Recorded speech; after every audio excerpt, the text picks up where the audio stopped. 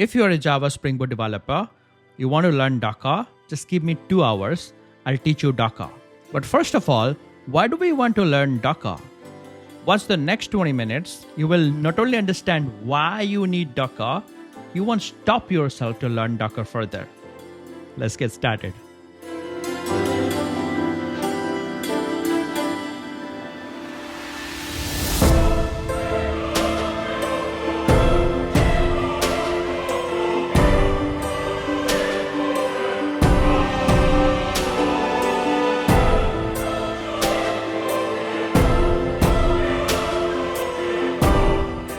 Imagine this is my laptop and I'm working on a project. The project name is Employee Service. I am using Java 26 and the Spring Boot 4 to create this project. Now, once I'm done with this project, I will build this application and I'll create a jar out of it. And once I run this jar, I will have my application boot up and there we go. You can see your application launched right now. So as a developer or as a tech lead, right now, I want to give this jar to all of my team members. Let's say my dev teams or testing teams. Imagine right now, this employee service jar, I want to distribute within my teams. So I will start distributing this jar. I will ask each of my team members to install and run this jar. Not install, I just want them to run this jar on their laptop. So now, do you think once they run this, because this is Java, write once, run anywhere, do you think this jar is going to work and the application will boot up? The answer is no, it will not work, because at least we need to install Java to run this jar. Let's say each of my team members right now install Java on their machine. And right now the expectation is once we run this jar, the application will boot off with each of these team members that I do have. But hold on, this is what we're expecting. Whether this thing is going to happen exactly like this or not, we need to test it out. So let's just create a simple hello world kind of Spring Boot application called Employee Service. And trust me, this is going to be very simple because we want to focus more on the problem, not on writing code today, right? Today we are the dev of engineers, right? So let's just get started and let's just create a simple Java project just to get started. All right, so right now, let's create a Spring Boot application. So I'm on my IntelliJ. I'll create a new project. Name should be Employee Service. Make sure to create a Maven project. Set your group ID and package name. And most importantly, select the JDK. Right now, I'm choosing the JDK as OpenJDK 26. And the Java version also I'll choose as 26. Remember the Java version that I'm choosing to create this project. Now click on Next. I will create here a simple REST application. So just search for Spring Wave and create a new project here. So there you go. That's my employee service. So I'll go to my source, main, Java. I'll create a new class here called employee. I'll have a couple of properties as ID and name. I'll create a constructor to initialize this couple of things. And I will just have a toString method. Just to get the content whenever I'll be printing an object reference. Let's close this. Let's just create a Spring Boot controller right now. Name this as employee controller. Mark this as a REST controller. And now let's create an handler method to get an employee. Create a get mapping for employee. And return here an employee object. So I'm going to say new employee, initialize with 1, and the employee name is Avilash. And just return this as string. So I'm going to say toString. There you go. We are done with this project. Now let's launch this application and let's just see whether it is working perfectly or not. I can see it started on port number 8080. Right now, let's test it. I'm going to hit this endpoint, localhost 8080/employee. And there you go. I'm getting an employee with ID 1 and name of Vilas. So my application is running perfectly. Now it's time to build this application and create a jar out of it so that we can distribute that jar to our colleagues. So to create a jar for this application, I'm going to stop this application right now. I'm going to open Maven. And here, if you're going to use IntelliJ, I'm going to show you the approach. And if you are using Eclipse, STS, or something else, I'm going to show you that approach as well. First of all, I can click on Maven. I can open my project. I can click on plugins. Sorry, let's just go to the lifecycle and let's just click on install. So this is going to create a new jar and going to install it on my Maven repository. And obviously, we're going to get a new jar right over here inside the target folder.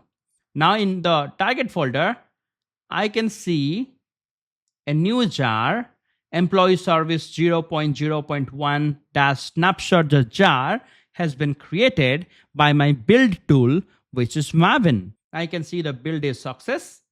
And obviously, you can see here it is building a jar and it is keeping it inside the target folder. And there goes the jar. Now, if you're not using IntelliJ, how are you going to build this jar? So let me just delete this jar. To delete it, I can just go for clean. If I'm going to run the clean, the jar that I had on my target folder will be gone. You can see this info deleting this jar from the target, right? So everything is gone right now. So if I'm going to go to my employee service right now, I'm going to open it in the Finder. You can see this folder right now, employee service. If I'll go inside this, I don't have any target here. So let's just build this application right now using Maven. So I can just do a right click here and click on new terminal at this folder. So I got my terminal window over here. So here I'm going to use the Maven to build the jar for my application. So let's just do a ls. So I can see a pom.xml file is here. So ls is just going to show you all the contents that you have inside this folder called employee service. So as I have the pom.xml, I can run some Maven command. So let's just see whether Maven is installed on my machine or not. So I'm going to just do mvn-version. Now it is just saying mvn command is not found. That means Maven may not be installed on my machine or it has not been configured properly. But hold on, we're using Spring Boot. Spring Boot gives a feature for us, what we call a Maven Wrapper. So if you're going to go back to your project, so whenever you have created this project from Spring IO or maybe using your IntelliJ, you got a couple of files, Maven W or mvnw and mvnw.cmd. So let's just use these things because this is a Spring Boot feature. You don't have to install Maven in your machine to build a Spring Boot project because Spring Boot is giving you some inbuilt Maven so that you can run the Maven command, just like you can just do install and can generate the jar. If you are using Windows, you have to use this command. I'm using Mac, so I'm going to use this mvnw right over here. So let's just go to my terminal. And now let's just do dot, because right here only inside the same directory that I am in, mvnw is present. Let's just try to access it. mvnw-version. Yes, it is giving me the Maven version right now. So I can run the Maven command. So I can just do mvn install and let's just do enter. So I have the pom.xml file. So it will try to install and create jar for my application employee service. Let's just do enter. Oh, sorry. I need to use /mvnw, the Spring Boot feature, because I don't have Maven installed locally. And there we go. The build is success right now. And the installation is also success. But here we can see the repackaging. And inside the target folder, the employee service 0.0.1 snapshot jar is right now available. Now let me do a clear. Let me do ls. And I got my target folder right now. And obviously, if I'll go to cd target, and if I'm going to do ls, I can see my jar right over here. Let's just try to run this jar. To run a Java jar, I need to do Java dash jar, and let's just try to run this jar. Copy this and paste it over here. Let's just do enter, and your application is right now launched. So you are successfully able to run the jar for your application. And if you can go to your browser right now, and I'll try to hit the same endpoint one more time. Enter, and yes, the application is running on the right port number, and here goes the output. And obviously right now we are running the application using the jar that we have created through our command prompt. From our IntelliJ, the application is not running. You can see this is not up and running right now. There is nothing on the terminal, and you can see it is not started. If I'm going to start this, it is going to say it cannot start because port number 8080 is busy. So the same port number cannot be given to this application that we are trying to start right now using our IntelliJ. But anyhow, our jar is working fine. Now we can give that jar to our teammates right now. And I hope that this jar will also work in their machine. And whenever they're going to hit this endpoint, they are going to get this output in their laptop as well. So let's just try to distribute this jar to another guy. And by the way, I'm running this application right now on my Mac Mini, which is here.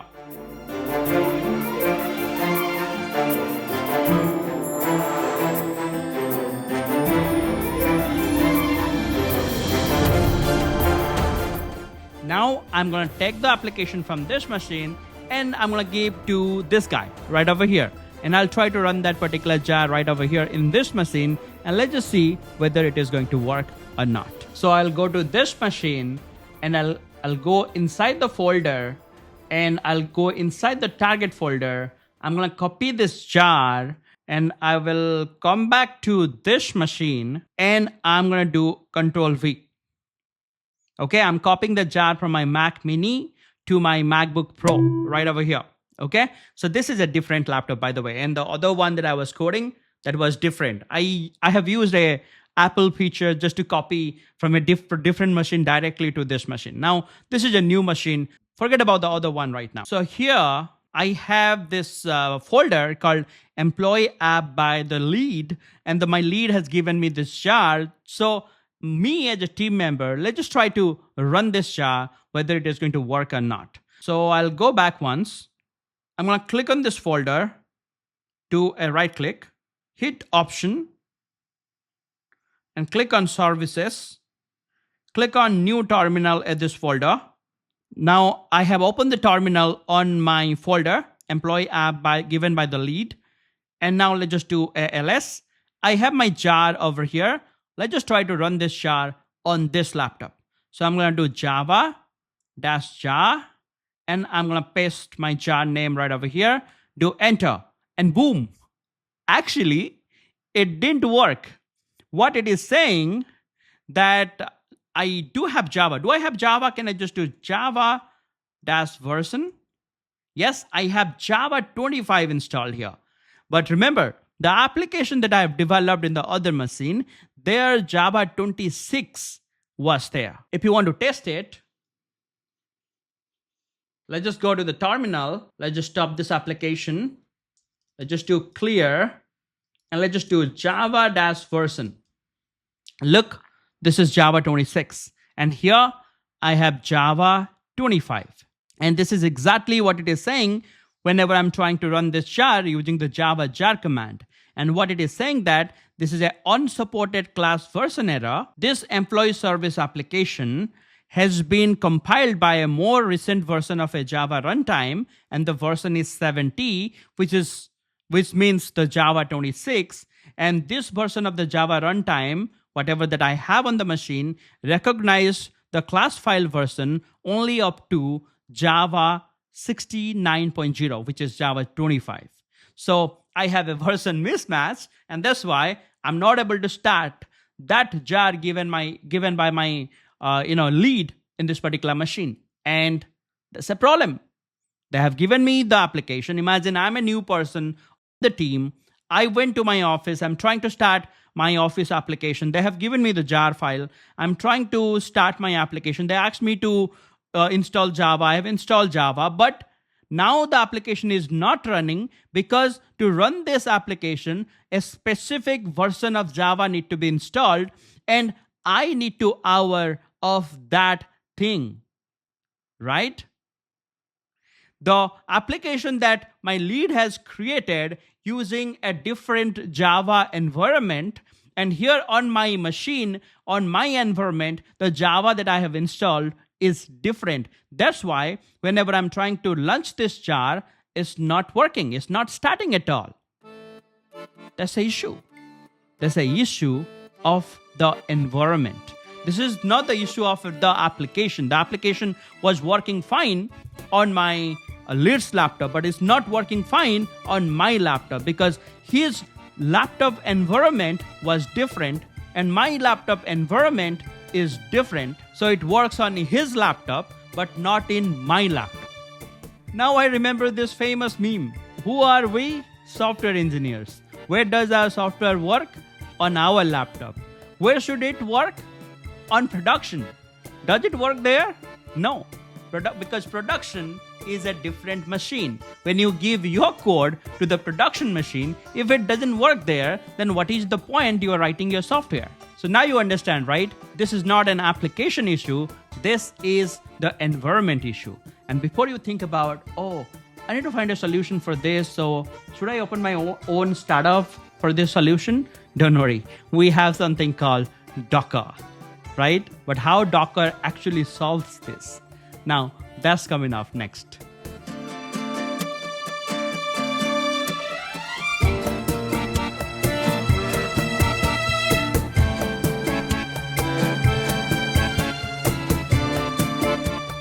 Now, the problem that we had has only one solution.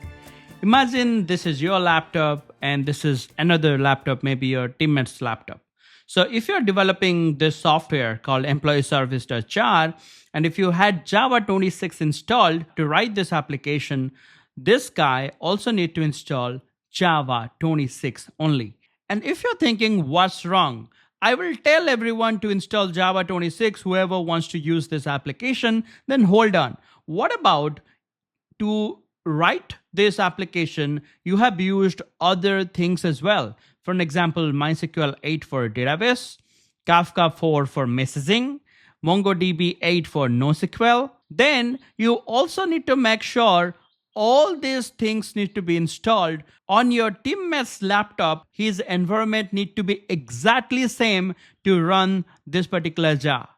Now, the problem here is that if you write your Java application, a bunch of code, and if you compile that application and create a jar out of it, to make sure this jar runs on your teammate's laptop, you need to create a startup guide, a kind of documentation to start your application. Something like install Java 26, install MongoDB 8, install Kafka 4, install MySQL 8, and then only you can run the jar. And once you install everything and if you run the jar, then success. Your application will work. And trust me, this is exactly the same thing that we used to do for a long time. Many companies that I have been part of, once I joined those companies, they have given me the installation guide to start their application. And trust me, just to start my company's application on my laptop, I might have taken 10 days, 15 days, 20 days just to start the application. Imagine my company is paying me for nothing just to get their application started on my machine. And this makes a new employee onboarding process hectic. So the dev team, the test team, and the deployment team all will go through that same traumatic experience of installing all the sort of softwares that you have used to create your application. Now, I want you to focus on this thing. Where should your software run? Everywhere, not just in your local host. So this is the problem we need to fix. So now let's just think about the solution. We not only need to give our jar to somebody, we also need to tell them what they need to install to run this jar on their laptop. So what if we will not only give just the jar, we will give the entire environment. Then will my application will work on your laptop? Absolutely. Previously, I was just giving you this, the app.jar to run.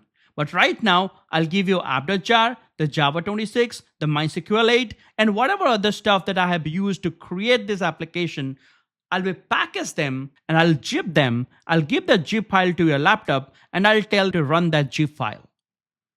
That will be amazing if I can give you my entire local environment and I can do a copy paste on your laptop. So here are the pieces of the puzzle. So before I actually run my jar, I need to make sure all these pieces are present together just to get my jar started. So there comes a software called Docker, which can help us to do that thing. But how? Here we go. To run my application, I need all these four things. What about if I'll package everything together and I will create a superhuman, and that guy name is the Docker image, and I'll give that to you. Now, look at this. The Docker image has the jar, has the JDK 26, everything packaged together, something like a zip, you can think, and is ready to run. So you just take this image, run this on your laptop. You are not only going to get the jar, you also going to get the underlying softwares that you need to run that jar along with the versions. Amazing, right? So from now onwards, don't ask for jar, ask for the image. Now you got a kind of understanding about images. We will learn about in detail later, but you got kind of an idea. It's a blueprint which can help you to give a developer's environment on your laptop, right? As simple as that. Now the point is, the image doesn't do anything by its own. Something like your Java jar. If you have a Java jar on your laptop, will your application will run? No, you need to run that jar. Just like that, the image is just a packaging. It's a blueprint. It doesn't do anything by its own. To make an image work, we need to run that image. And when we run an image, a container gets created out of it. And inside that container, we get the desired environment. Now, I know this container doesn't sound right to you right now. It doesn't make sense. I haven't explained what is a container.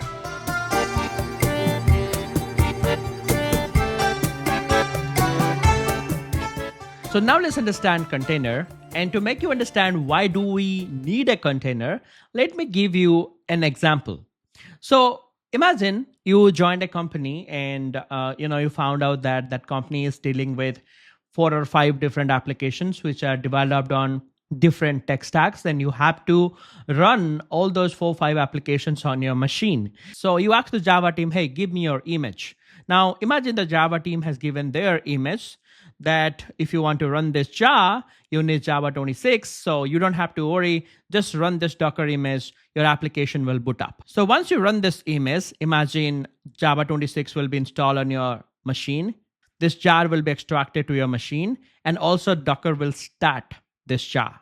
Now you went to another team, maybe your front-end team, and they have written their application on JavaScript. And to run JavaScript, you need Node. So they have packaged everything right over here inside this image. Once you run this image, you got Node 20 installed on your laptop, and you got your JavaScript JS file extracted, and the Docker also will start that application. Like that, you have reached out to the Python team. They have given their Docker image, which will actually help you to install the necessary softwares. And also the app.pyz file is right now extracted to your laptop, and Docker image also will start it. Same like that, imagine you have a legacy Java application.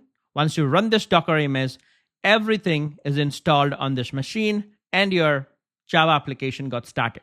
Are you noticing something right over here? We are installing all these softwares in the same machine. And we are also running all these applications on the same machine. Do you think it's right? Think about it. Imagine this Docker image using something else, let's say MySQL 6. So once you run this image, MySQL 6 will be installed. Let's say this Docker image need MySQL 7. Imagine this Docker image need a Linux environment to run. This Docker image need a Ubuntu environment to run. This Docker image needs a Linux environment to run. So the problem is if this Docker image needs a lot of different things, everything will be installed on the same machine that you have, right? And this is really unorganized. This is messy. And going forward, we may be running more Docker images on this machine. And if you're going to keep installing everything on the same machine, and if you're going to keep running all your application on the same machine, this is going to be a mess. And this is going to look something like this. Imagine this is a ship which is carrying different things: banana, orange, laptop, mobiles, and different things. And everything has been put together right over here on top of this ship. And this looks really unorganized and messy. But what about if I'll organize them? This will look something like this. Look at this. There is a different container where we only have the laptops. There is a different containers which only have the mobiles. There is a different containers which only have the Apple, but the Apple need refrigeration. And that's why we have a container with refrigerator. But here, the container which is carrying the laptop, we don't need refrigeration right over there. So we didn't put any refrigerator right over here. So that is the difference of a container concept if we're gonna organize things. Because imagine if I'm gonna put everything right over here, and just because the apple and banana need refrigeration, I'm gonna put a refrigerator right over here, which is gonna give cooling to all these things. The laptop and mobile doesn't need refrigeration, right? So if you understand this concept, you already understand what should be the solution of this problem that we have discussed. You are running different applications, and everything has been installed inside one single laptop, which is actually creating a mess. So can we put this application inside different containers?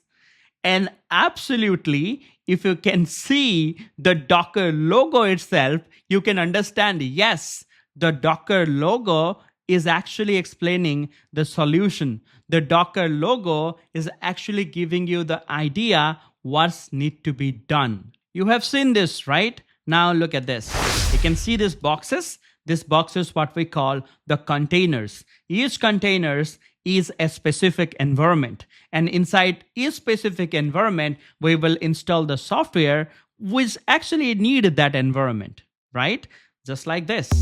Now imagine this laptop has Docker installed. So using the Docker, I'm going to run this Docker image given by the developer. And this developer is trying to give me the JDK 26, which is needed to run this jar, right? So if I'm going to run this Docker image, this is going to give me a specific environment with this configuration, what we call a container.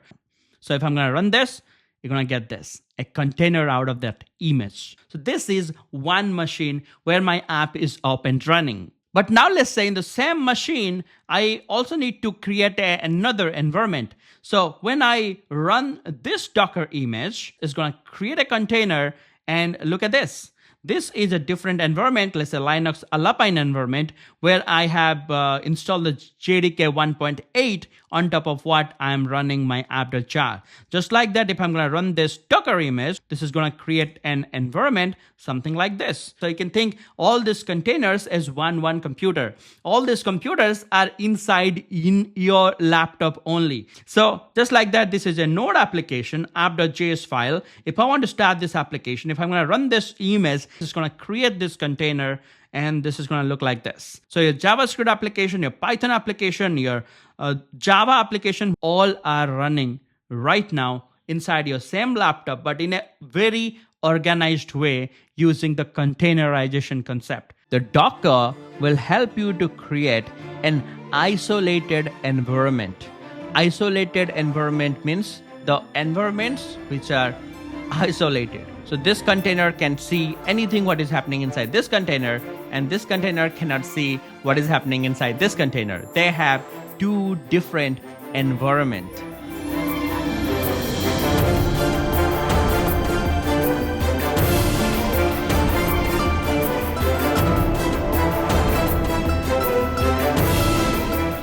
So now it's time to install Docker. So once I install Docker, what will happen? Obviously, I will get the Docker server on my laptop, right? And once I get the Docker server on my laptop, I can say this laptop is a Docker host. So imagine this is your laptop, my MacBook. And once you install Docker, you're going to get the Docker server, as I said. Now, how to interact with the server? Obviously, you need something to give some command to the Docker server, right? So how do you going to give those commands? And you were right. You have terminal or command prompt, right?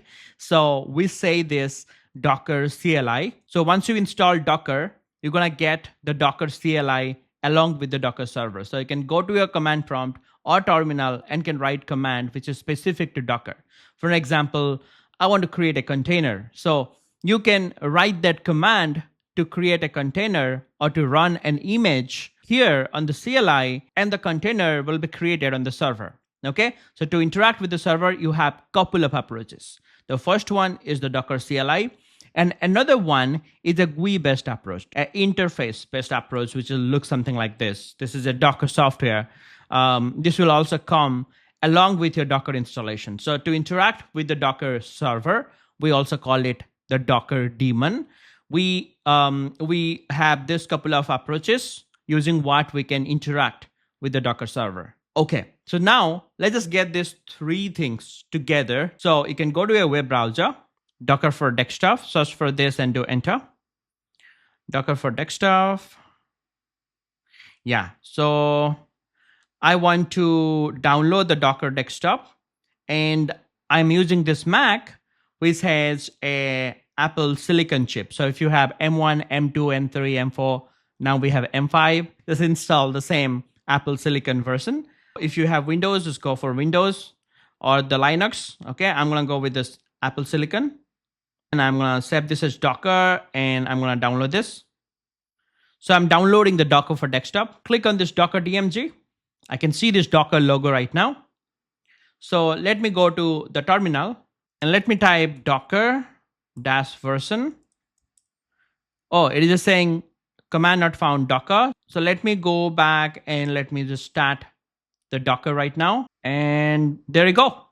I have my Docker desktop running. So now before I'm going to run my next command, I'm going to make sure this logo is visible on my laptop menu bar. Okay. So now let's just go to the terminal again.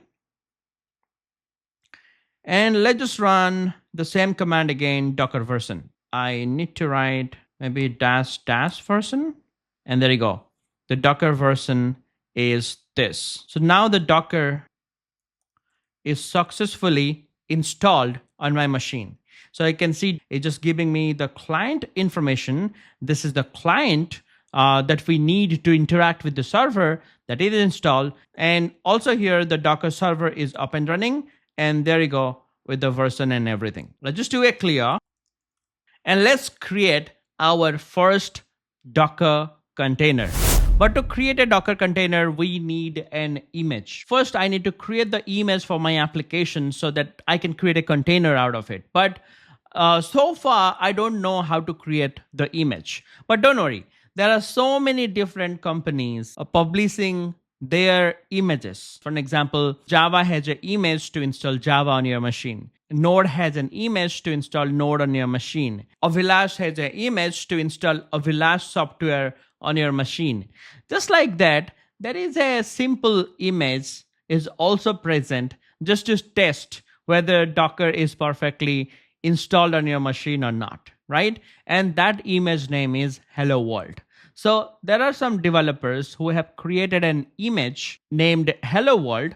You can run that image right now on your laptop to create a Docker container for that Hello World application. So basically, the Hello World developers has created an application called Hello World that is just going to print Hello World to your machine. Okay, so that application I have not written. That has been written by some other developers, but they have Dockerized their application and given you the image name to run their application on your laptop. So I can just do Docker run, and I need to write the image name to run the Docker image and to create a container out of it. So what is the image name? The image name is Hello World. How do I know this is the image name? I'm going to tell you in a minute. So if I'm going to do enter, I'm going to do allow because looks like the terminal would like to access data from other apps, and looks like it is trying to find the hello world image locally on my laptop, and I've just installed Docker. So I don't have any images called hello world right now on my machine. So it is going to look somewhere and going to pull that image for me before it actually going to run that image on my laptop and going to create a container for me where that hello world application is going to run. So I'm going to do allow, and now it is going to connect to somewhere. Yeah, it is trying to pull this image from somewhere, and I don't know from where it is pulling, but it's went to internet, it's looked for the image called hello world. Okay, and the pool is complete right now, and the image is right now downloaded, and you can see right now it is printing hello from Docker, and it is printing some information. This message is so that your installation appears to be working correctly, and blah blah blah, some random text over here. We don't give a damn. So I just did this Docker run, and I have just written their image name, which is hello world. And if I'm going to do enter, this is what the application is printing. Amazing, right? But one thing you can see over here, now it is not pulling anything from the internet. Why? Because I can see whenever I'm going to do Docker hello world, maybe this image is already downloaded to my laptop. So there is no need to pull it again from the internet because this image is already available on my laptop, so I can run it directly, right? So that's why there is no pull kind of information that we used to see before when we did run it for the first time. When it didn't find it locally, it tried pulling it from some library, maybe a kind of library that the Docker is maintaining where different types of images are available from different developers. And from that library, it looked for this image from the internet and it found it. So on a Docker desktop right now in the container, I can see there are a couple of containers. This is one machine name. The random machine name has been given by Docker. And this is another machine name. Okay, these are the ID for this machine where the hello world application is running. So a couple of times we have tried to run the hello world image. So 2 containers has been created for us. That means 2 isolated environment where the hello world application is running. That's fair.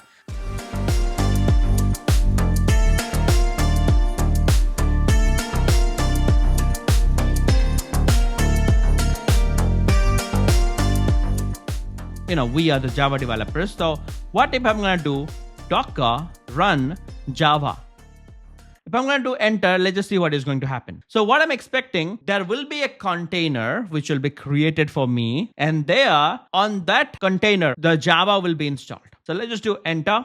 Let's just see what is happening. Now it is saying, okay, I'm unable to find the image Java latest. Okay, why it is writing latest? We're going to learn that later. So it is trying to find this image Java locally. But there is a problem. It is saying error response from the daemon. So the server is giving an error response, failed to resolve the reference Java, which is not found. That means it is looking here docker.io/library and Java, and it is not finding an image on that Docker library named Java, so that it is not able to pull it, so that it cannot create a container for me. So I know what is the problem. I'm trying to run here the image called Java, but I don't know whether an image like this actually exists. So instead of doing some guesswork, why don't we go to internet and look for something called Docker Hub. Click on this hub.docker.com. Do a sign in. This is optional, by the way. And welcome to the Docker Hub. Click on Explore and look for Java. Now you can see Java over here. This is a Docker official image. That means Java people has pushed their image to run different versions of Java using this image. But it is also saying deprecated. Use OpenJDK. That means there is no Docker image available called Java. You have to use OpenJDK because Java is deprecated. So now if I want to get OpenJDK, this should be the image name. right? So you don't have to do guesswork. So this is the image name. It is available on the Docker Hub. From here only, it is going to pull. So now let's type docker run OpenJDK. That's the image which is available on the Docker Hub we have seen. Let's just do enter. It is trying to find the OpenJDK locally. It's not available. It's looking on the hub, but it is still not available. It is still saying not found on the Docker Hub. Why? I have just shown you that. So if I'll come back over here, I can also see a deprecation notice. And a Java developer, you might see in your Office project, they are using OpenJDK. But right now you can see there is also a deprecation notice for OpenJDK image as well. So what they are saying, we should use vendor specific version like Imagine Corito or Eclipse Tamarin, IVM Java and all this. Let's just go with Eclipse Tamarin for now. Let's just click on this. Now you can see this is the official image for OpenJDK binaries built by Eclipse Tamarin. I'm going to go to my terminal. I'm going to say Docker run, and I'm going to run this image right now. Finally, finger crossed. This is the image name, which is going to give me a new environment. An isolated environment will be created, and there Java will be installed. Let's just do enter. It's trying to find it locally. It didn't find. Trying to pull it right now. Yes, pulling is successful.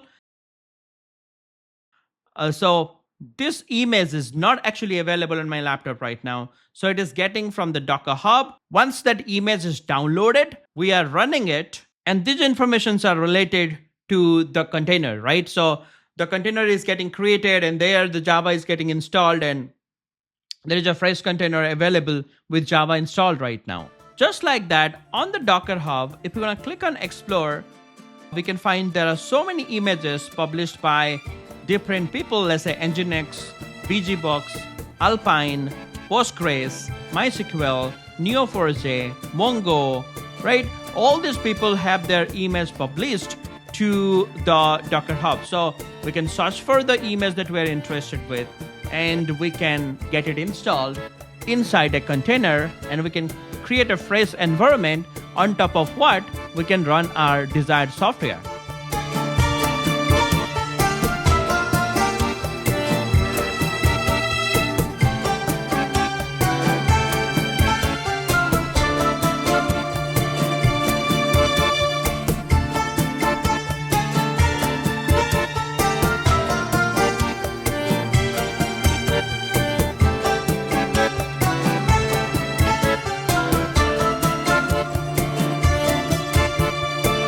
Okay, so this is our understanding so far.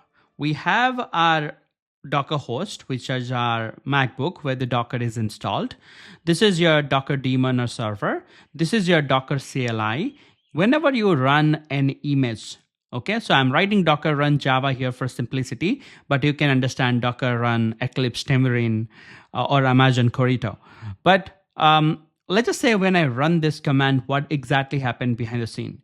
I'm trying to interact with my Docker server. And now when we try to run an image, first of all, the Docker server is trying to search that image in the local itself, whether we have that image already downloaded into our local.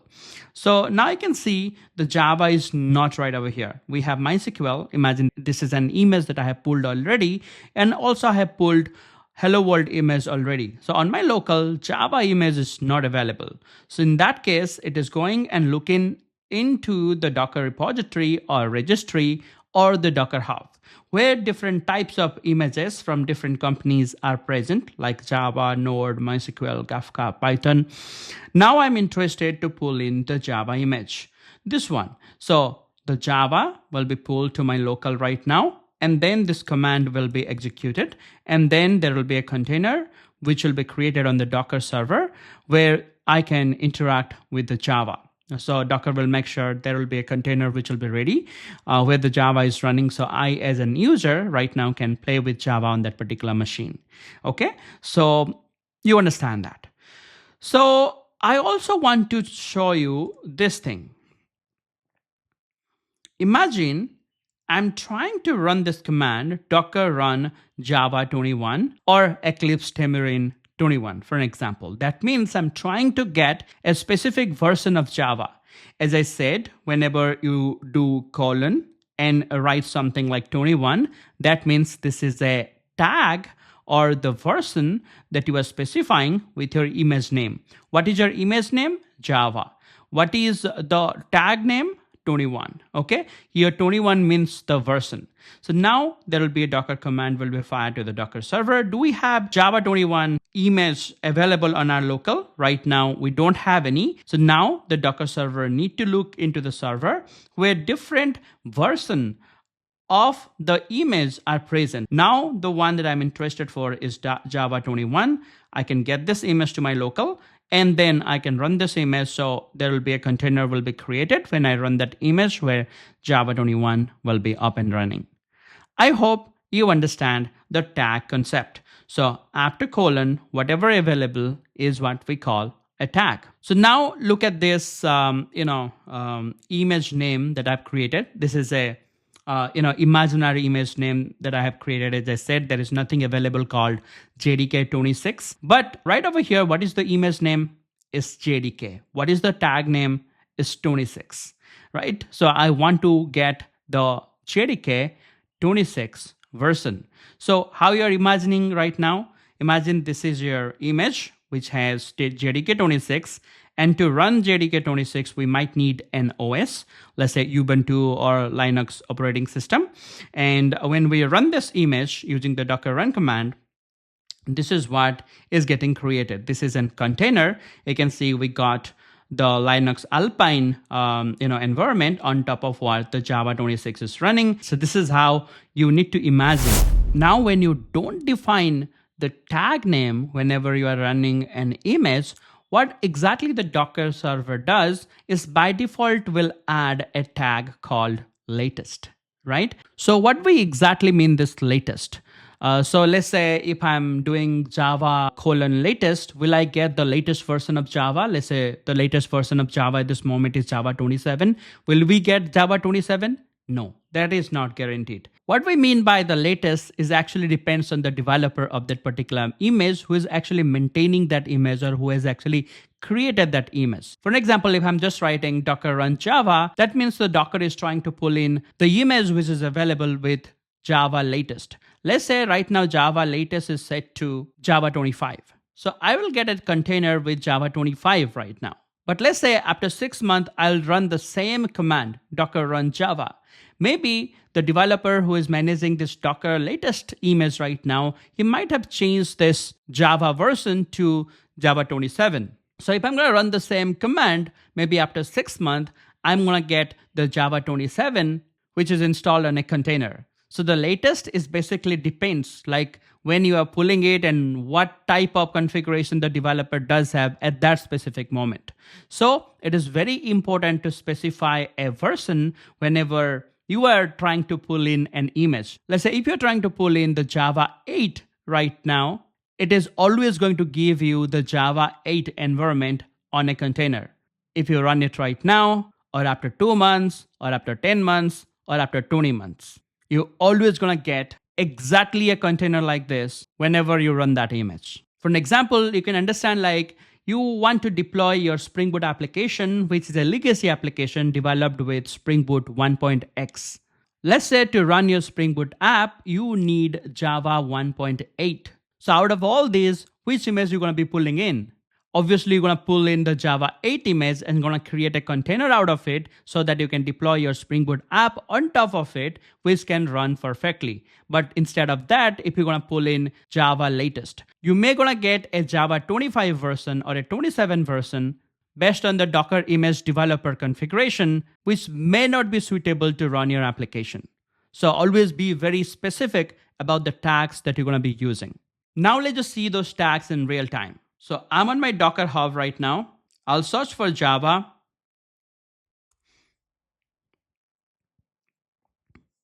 I'll go for OpenJDK and then here I have the link for Eclipse Tamarind. Let's just go into this Eclipse Tamarind because this is going to get us the JDK. And if I'm going to navigate to the tag section right over here, or if you can see the tag summary right over here, you can see there are different tags available for this image called Eclipse Tamarind. So if you're looking into these tags for the first time, it might not make sense for you, but it is very easy. See, 8. 8 means what? The Java 8. U means update. 482 build 08, this is the 8th build, and this tag, if you're going to use, this is going to pull in the JRE. This is not going to give the JDK. This is only going to give you the JRE, where you can run a Java application. You cannot build or compile it because this is not going to include a JDK inside it. Okay. And it is internally going to use the OS as Alpine with version 3.22. Like that, these are different versions of Java 8. You can see this tag, Java 8 with update 482 with build 8, where the JDK is available. So with this image, if you're going to pull in, then you're going to get the JDK inside it. So you will not only able to run your Java application on top of it, you can also build or compile your Java code using this image. And you can see if you want to get Java 25, this is the way to go. This is only going to give you JRE with the Alpine. Now this one will give you JDK. Now this is Java 25 JRE. Now this is Java 21 versions, and all these things are available, and some more tags. You can go to your image, you can click on the tags right over here. Now you can see there are different tags are available, and all those tags does different things. You can click on those tags and can see how those tags are built, right? So you can see there is something called layering, because Docker basically works on layering. So once you get this image, you're gonna get a machine with this configuration with Alpine installed. Alpine is going to be your operating system, and then the Eclipse Tamarind, which is going to be having the Java 8 JRE with this image. So this is going to be your system environment. The developer who has created this image, he has used all these things, all these things that he has written to make your setup ready. Go back, you're gonna get so many tags for your image called Eclipse Tamarind. That is clear, right? The basics.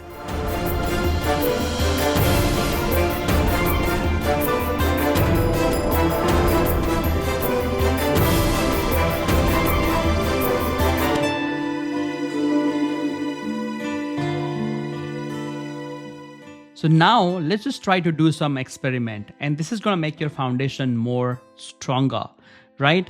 So far we have, pulled few images, we tried running few containers. So now tell me, on my machine, how many containers are running? I tried running a Hello World container.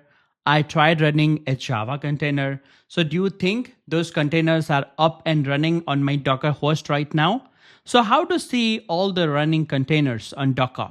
There are two approaches. I'm going to do Docker PS. If you're going to do Docker PS, you're going to be seeing all the running containers on my machine. So let's just do Docker PS and enter. And what the heck is this? These are all the table headers, and I'm not seeing any container running currently on my machine. But I already tried starting few containers, right? Why they are not running on my Docker host right now? And trust me, I haven't shut down my system. So what is happening here? Let's just try to check the same thing from the other client that we have. So let's just try to go to the Docker desktop. And here I'm already on the containers. And you can see there are 3 containers, right? Hello World couple of times and Eclipse Tamarind Java container. And these containers are also not running. They are just exist. They are not running. So they are already terminated. So when I am running this command, why I'm not seeing all these containers that I can see from the Docker desktop? Because the Docker PS, it is only going to show you the running container.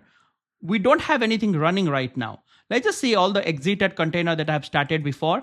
So for that, I'm going to do Docker PS, but show me all the containers which are exited. So for that, I'm going to use -A, enter. And now I can see there are a few things.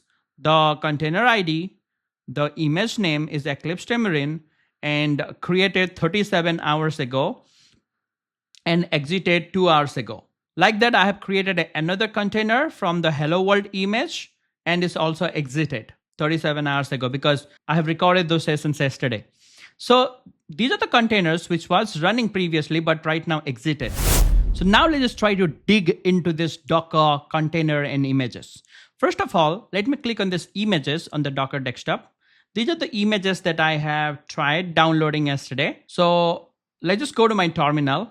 Let's just try to clear. And if I want to see all the images right over here, I can just do Docker images, and I can see all these images that I was seeing on the Docker desktop. So if you are a terminal guy on the Docker CLI, just write Docker images to view all the images that you have downloaded. Now let's just try to run this hello world image one more time. So I'm going to copy this and I'm going to say Docker run hello world. Now what exactly is happening right over here? So once I do enter, you can see the application is running and then it's immediately getting terminated. So a container is getting created where the hello world application is running and immediately it is getting terminated. Why it is terminated? So you might be saying, okay, containers means there is a machine there. Let's say I am running the hello world application. Then that application should be keep on running on that machine and that container should be alive all the time. No, that doesn't happen in the Docker. In the Docker, the containers are not ready to go machine which are waiting for you. Once the work of that program is done, once the program is terminated, the container also will be terminated. So this hello world application that we're trying to run is actually a tiny application created by some developers which actually just print these things. And after printing this, program terminated and the container is also getting terminated. So once the main process is terminated, the container will also be terminated. Let's just try to do one thing. Let's just try to fetch all the Docker images one more time by writing Docker images. Let's just try to run this Eclipse Tamarind right now. Let's say I'm going to do Docker run Eclipse Tamarind. Let's just copy the image name from here. And for now, let's just try to use a different tag. So I'll go to the website. Let's just use some tags here. I will not go with some Java 8. Let's just go with some Java 25, or maybe I'll get this 25 Alpine 3.22. Let me click on this. All right. This is the complete image name. Let's just copy the image name. Let's just go back to your terminal and paste this. And this is the tag name, the version that I want. Let's just do enter. Now this is gonna fetch that image from the Docker Hub. Okay. And this is gonna get everything because there are a lot of layers, as I said, right? It need to pull the OS it is using behind the scene. It is going to pull everything layer by layer, like the JDK itself. And once the download is complete, you can see a container is getting created. And over there, it is trying to run the J shell. So these are the information from the container, right? So these are the information from the container. You can see once the pull is complete. So first it is trying to pull everything from the internet. Once the pull is complete, it is trying to run the container and it is just saying info, welcome to J shell. The version of Java is 25. And then it is immediately terminating the thing. Now it is starting a container with Java 25, then it's getting terminated. Why this is happening? Because what Docker is assuming, okay, this guy wants to get Java 25, so I'm going to give him the J shell where he can interact with the Java 25 version and can play with it, but he's not interacting. So it is exiting, right? So there is nothing we are doing. So it is exiting. So the container is right now not running. So if I'm going to do Docker PS, right, there is nothing running. But if I'm going to do Docker PS -a, you can see this is the container that we have created with this image name about a minute ago, and that just exited. Now let me just tell you how to interact with that particular system. Let me just write Docker images one more time. So we already got this guy.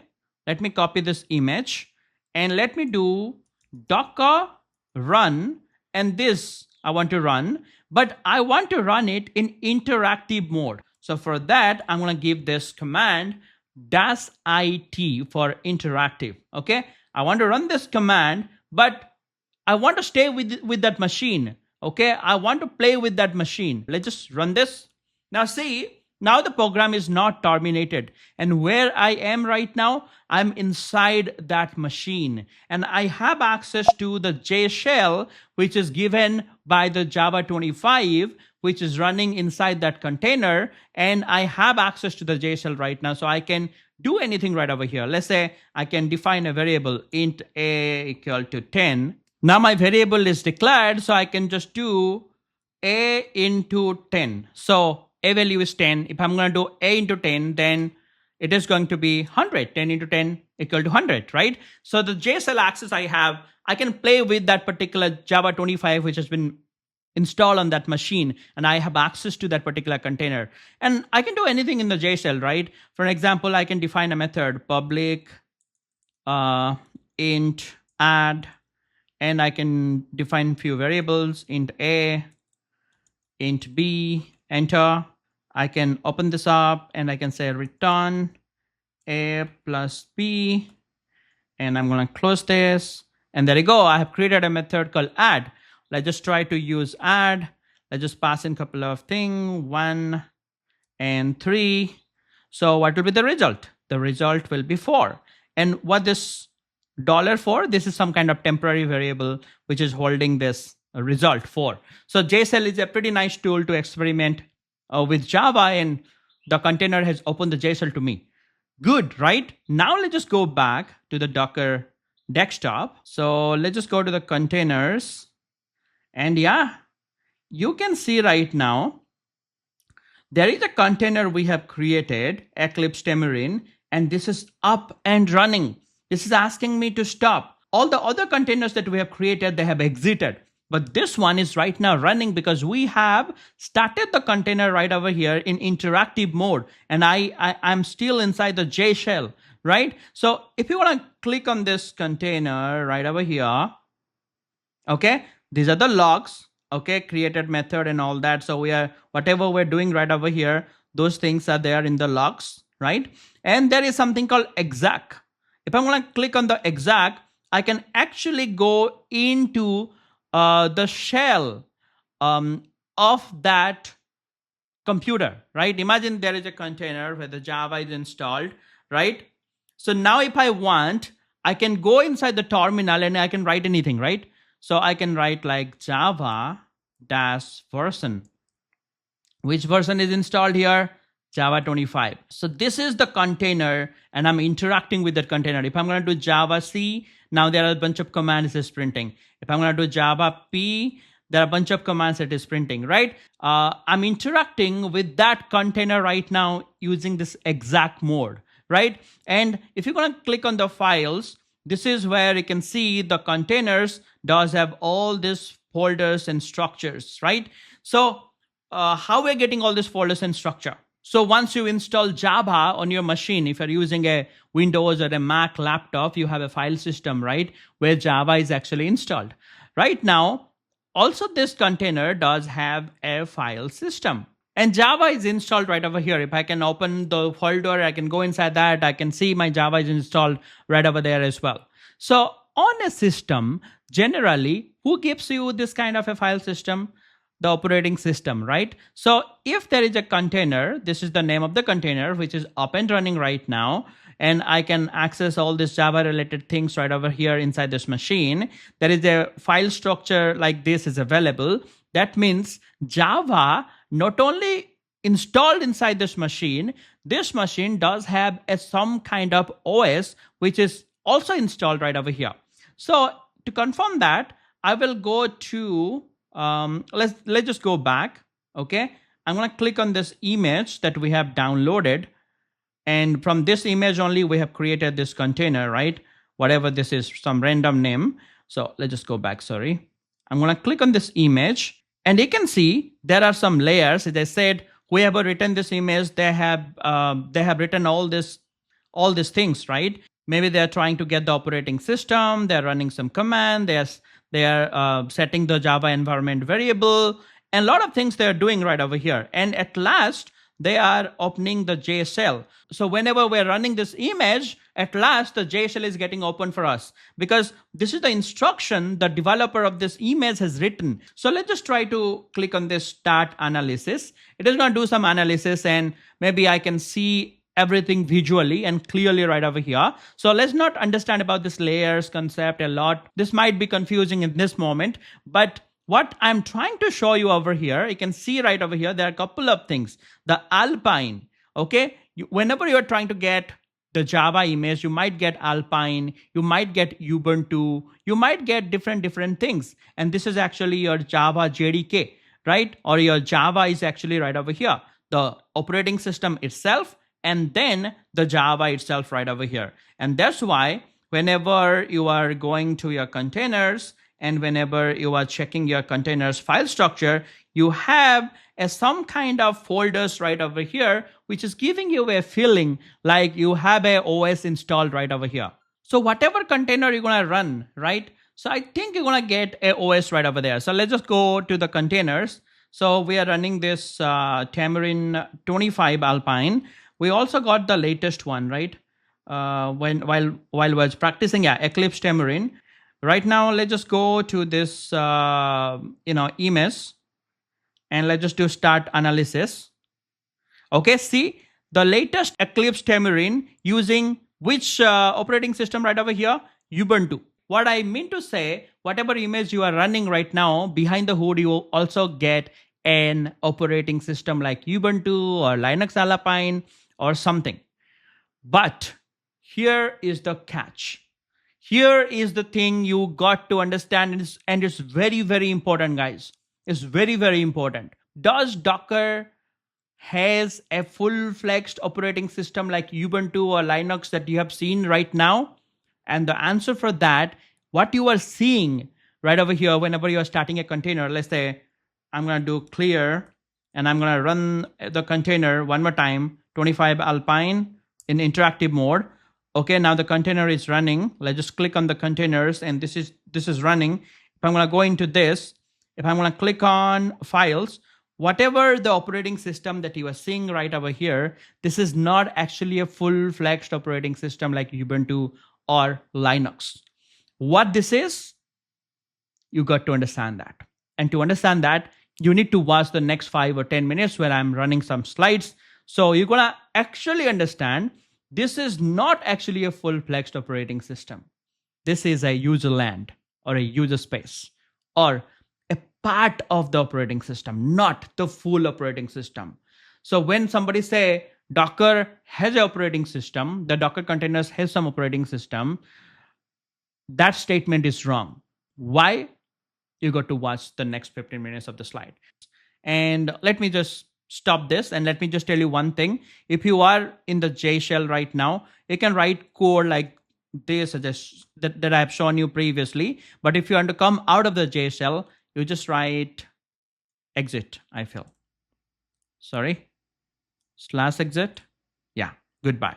Then you can come out of the J shell, right? And now that container is gone. I feel it's no more running. If I'm going to go to the containers, nothing is running right over here.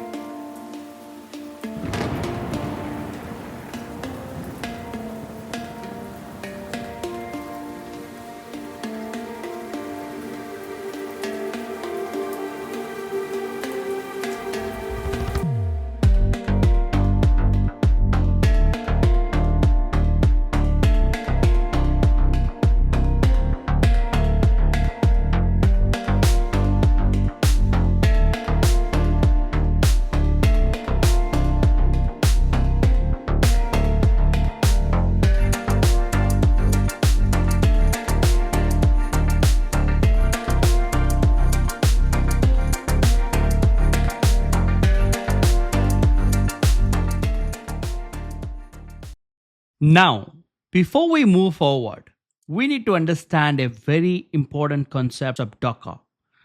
See, this is where most of the people get confused when they get started. But we will make it very simple. So we ran an image, we got this container. We ran another image, we got this container. Now you can see for each container, we have an operating system. But here is a catch. Whenever we talk about Docker containers, you think about the operating system differently. How? Let me explain you that. So before I tell you what is different when we talk about operating system in Docker, let's first understand about operating system a little bit. So this is how a traditional OS looks. We have different hardwares here. Let's say input output devices like keyboard, your storage devices, your CPU, and your RAM. All these components does various work, and our program needs to communicate with all these things in order to take input, in order to run threads, in order to allocate memory. There are different things. Now let's say here in the operating system we have a space where we actually install software, and that space is what we call an user space or an user land. So user land is a space where we install software like app.jar. Let's say this is the software that I have written. Let's say this is my employee.jar and I want to run it. But before I run it, I need to also install Java. So where do I install Java? So the installation that I'll do on the operating system exactly inside this user space or in user land. So let's say here I have installed Java. Now let's say if my application wants to take some input, right? Then it need to access the keyboard, or it want to allocate some memory. So it may take the help of this, or may want to run some threads. So it may need to use the CPU, right? So in that case, this app.jar or this Java application will communicate like this. So using the OS directly, it will access like this. But in reality, it doesn't happen like that. So there is another important part that you got to understand, which is the hero of your story right now. This is what we call a kernel space. The job of the kernel of any operating system is going to talk to these hardwares. So this is a layer between the user space and the hardwares, right? So it's creating an extra layer because this is going to manage the security for us behind the scene. So whenever this Java application wants to talk to this hardwares, it will talk through the kernel. There is a request we're going to make to the kernel space that, hey, our application wants to use the input devices or hardwares like storage devices or RAM or CPU. That time the kernel will send the signal to this guys, then whatever they return, they will give to this guy. Traditionally, what used to happen before, imagine this is your server. So we have some resources. Let's say when we have the server, we install RAM, CPU, and everything, right? Imagine this one is having 100 GB of RAM, 32 core CPU, 100 GB of memory. This is a gigantic server. So right now on our server, we have the resources, but to use these resources to install different softwares on the server, or to run an application, first of all, on any machine, we need to install an operating system. And as I said, the operating system has a couple of things. One is user space, where we actually install the software, and one is kernel space, which is access to your resources and hardware, right? So traditionally, before the era of Docker, we used to have virtual machine. And what do you mean by virtual machine? We're going to create another machine inside your gigantic server machine that you have, right? For an example, let's say here we want to run app.jar file, and here also we want to run app.jar file. Imagine this is one server, this is another server. Imagine this is a different Java application and this is a different Java application. We have a couple of different applications. We want to run them inside two different environments. So previously, how we used to manage it? We used to create virtual machine. And what is a virtual machine? This is exactly what you're seeing. But here is the important thing. You cannot just run the jar. We need to install the OS. And when we install the OS, the guest OS, it does have the user space and also the kernel space. The operating system comes with this. So maybe we can install Linux operating system right over here. And on top of that, we can install Java. And on top of that, we can run Jar. And here also to run this Jar, we need to install the OS. Again, we need to have the user space and the kernel space of the OS. It's a full-fledged OS we need to install inside a virtual machine before we install any kind of software. Now, these are two different virtual machines, but the only thing that you need to see why the virtual machine are very difficult to maintain is because of this OS thing. Imagine each time we are creating a virtual machine to run an application or to create a specific environment, we need to install a full-fledged OS, which is difficult to install. Obviously, let's say right now I'm using this app.jar and to my application a lot of traffics are coming. I need to create a new virtual machine. But before I run this app.jar, I first need to install the OS. And installing OS, is a tedious process. It's going to take some time. It will not happen quickly. Like, okay, run this jar. So if I'm going to tell you this, so in some millisecond, can you install the OS? Can you install the software that your application need and can run that application that you want to run? No, it will not be possible because this OS is very heavyweight. And to distribute these resources, let's say to this virtual machine, I want to distribute some of the resources. Let's say 10 GB of RAM and 100 GB of memory. And to this, I will give 20 GB of RAM and 200 GB of memory. So if I'm going to allocate these resources, if I want to distribute these resources for this virtual machine, I need to install a software called Hypervisor. Using that, I can actually able to distribute the resources between this virtual machine. But as I said, the problem here is the full-fledged operating system. But now welcome the hero, Docker. Now, how this guy can help us over here if we use Docker. If you're going to use Docker, we will not call these guys as virtual machine. We're going to call them as container, right? So when we talk about OS in perspective of Docker, you imagine the OS only with the user space. So here, you will not have the kernel. And also over here, you will not have the kernel. You will just have the user space. Right?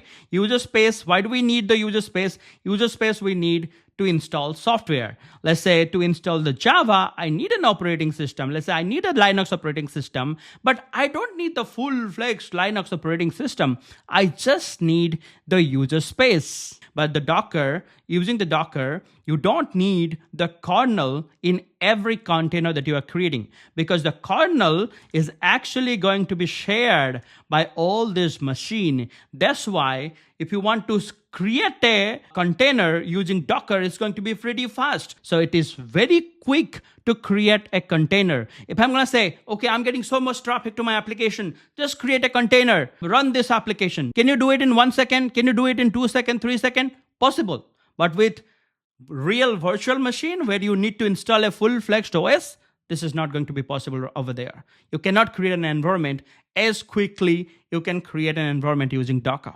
We're going to be seeing that practically, but before that, you might have a question, okay, why do we need the user space even to run the Java? Let's say the Java here needs an basic OS tools to run, okay? That's why we need the user space. For an example, the Java need to read file, write file, load jar. How it is going to do these things? Obviously, it needs support from the OS. And who is going to give that support? The user space of that specific OS, let's say Linux OS or Ubuntu OS. Just like that, the Java internally uses C. How the Java will run some internal C commands. So who is going to give us that? The operating system user space. So that's why we need the user space. Let's say to make calls, the networking calls, let's say if you want to open the port number, let's say 8080, you want to connect to the DB, you want to call an API, you need networking support. Who will be giving that networking support? The OS.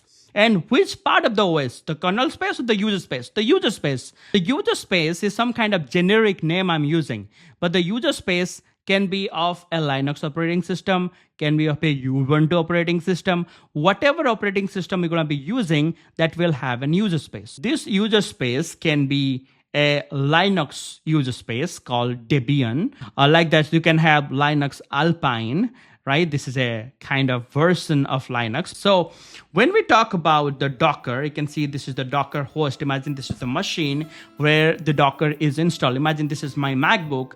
Here only I'm installing my Docker. So if I'm going to install the Docker here, it already have the kernel, the Linux kernel, which can talk to all these things. And this will be shared by all these containers, all these VMs. Now the difference here is that, let's say I want to run Tomcat. For Tomcat, I need Java. But to run Java, I need some user space. And which user space I got? Linux Debian user space. So when people talk about I'm using the Linux operating system inside this container, it's not the total OS. It's just the Linux Debian user space, because this kernel is actually shared by all this machine. So if you have never experienced Linux Debian, Alpine, and all this Ubuntu operating system, nothing to worry. Just understand this is not the whole OS. This is just the user space.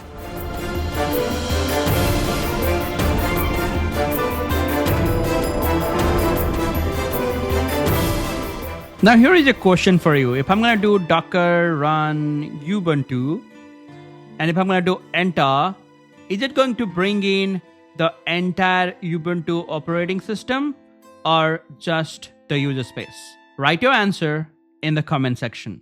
This is just the Ubuntu user space. If you have learned Docker well, answer me right now this question. This is again a quiz question for you. Whenever I'm going to do docker run Ubuntu, what actually happened right now? Can you answer me that? You can document your understanding on the comment section. So if your answer is yes, it's running some command, and as you're not doing anything, it's getting terminated. My next question is which command it is running. How can you find that? Let's just do a docker ps and edit rain and exited. To see the exited container, let's just do -a. You can see whenever I'm creating a container out of this Ubuntu image, it is running a command -bin -bash. Once the container is getting created, on the container, you are getting a Ubuntu file structure and different Ubuntu libraries. And to access that, it is going into the bin folder of the container, and then it is executing the bash. So it is opening up the bash, and then as you are not doing anything, it is getting terminated. If I'm going to do docker run Ubuntu date, enter, see, it is printing the date, then it is getting terminated. Let's just try to see the file structure it is creating in the container. So let's just do docker run Ubuntu ls. And these are the file structure that we have, which is bought by the Ubuntu user space. It is showing everything, and then it is getting terminated. So when you are explicitly specifying any command, this is actually overriding this default, running it, and giving you this result. Now here goes my next question. When you do docker run Ubuntu, why this command is running by default? Can you predict the answer? Whenever you're trying to create a container out of this image, what will happen is already decided by this image developer. If you're going to go to your Docker desktop and you're going to look for this Ubuntu image, if you're going to click here, how your container is getting created is completely depends on this image. We don't want to understand this, but here is the last line. cmd bin/bash. That means, as I said, once all these steps are done, at last cmd means it is executing a command on your container, and that command is /bin. It is going inside the bin, and inside the bin there is an executable called bash. You can think the bash is an executable file which can help us to execute command or script which is passed into it. It is executing it, and then as you are not doing anything, it's terminating. My next question is, if I don't want the container to get terminated and I want to interact with that container, then what should I do? If your answer is the interactive mode, then you are correct. Run your Ubuntu, but like this, with a -it. And now you're going to have the whole to the container. Now we can directly do ls to see all the directories that you have inside the system. So you don't need to go to the Docker desktop to see what is the file structure that your Ubuntu user space is bringing in. You can just do date to see the date. You can just do who am I to see you are the root user. So how am I able to run this who am I, date, ls, how these commands are running? You can see there is a folder called bin. So if you can go to the cd bin folder, and you can do a ls, you can see all these commands are there inside the bin folder. You got the ls. In the D section, if you're gonna see, you got the date. In the W section, if you're gonna see, you got the who am I. So as I said, the Ubuntu is not only bringing in the file structure, something like this, it is also bringing in the libraries and the executables that you need. For example, in the console, if you want to print something, you got something called echo right here. So you can just do echo hello world, wrap it off like this, do an enter, and it's gonna print hello world. Let's have some fun. Let's just do yes, and let's just say hello. And it's gonna keep printing and keep spamming hello on your terminal. This is happening inside that container. To stop it, you can just do Control C and you're back to your Win folder. But you're still inside that container. If you're gonna do ls, you're gonna see all these things. So to come completely out of this container, you just do exit, and it's gonna say goodbye and you're out of your system. You can see this is my username, Abhilash Panigrai for my Mac, and @Abhilash MacBook Pro, which is my system name. And previously I was in root. This was the Ubuntu username, and this was my container ID or my instance ID. And I was inside the bean folder, as I said. So congratulations. Now we got some solid foundation when we talk about Ubuntu or Linux in perspective of a Docker container. My next question, imagine a Windows machine or a Mac machine. In a Windows machine, you have Windows OS. In a Mac machine, maybe you're gonna have a Unix-based OS. So my next question is, if you have containers on your Docker server in your Windows machine or in your Mac machine, then from where they will take the kernel? Can you pause the video and type your answer? If your answer is in the Windows OS, we're gonna have a Windows kernel. In the Mac OS, we're gonna have the Unix-based kernel. And these containers are get powered by those kernels which are specific to this operating system, then that's a wrong concept. Remember that whenever you're installing Docker in your Windows or Mac, the Docker is bringing in a virtual machine, and that is Linux-based. Linux-based means you're gonna have a Linux kernel right over here. You know, virtual machine does have an operating system. So here we're gonna have a Linux kernel with it. Here we're gonna have a Linux kernel with it. And these containers are going to have that kernel shared. So it doesn't matter if it's Mac or Windows, it's always going to be a Linux-based virtual machine. And guys, this is very high level I'm talking about. In Windows, when I say it's a Linux-based virtual machine, in reality, this is WSL2 to be very specific. WSL2 means it's Windows subsystem for Linux. 2 in the sense is the second generation.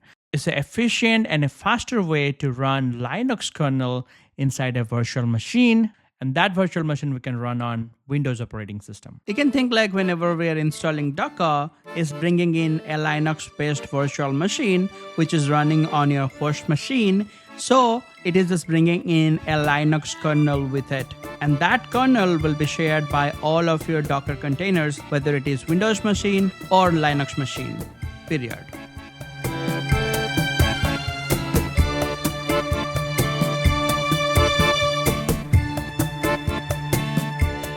Oh, enough of learning.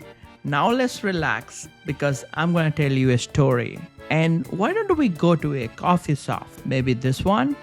Express Coffee. And they have a very interesting tagline. Same taste every time.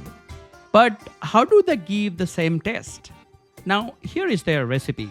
200 ml of water, 10 gram of coffee powder, 20 ml of milk, and 5 grams sugar. And this is actually the formula. But here is the exact packaging, where they have their own water, milk, sugar, and coffee powder. And not only that, in this packaging, they also have this chip, which also knows how to execute the recipe to get a coffee out of it. Now, any franchisee can take this packaging and put it inside a coffee machine. And when we do hit brew, we get a coffee out of it.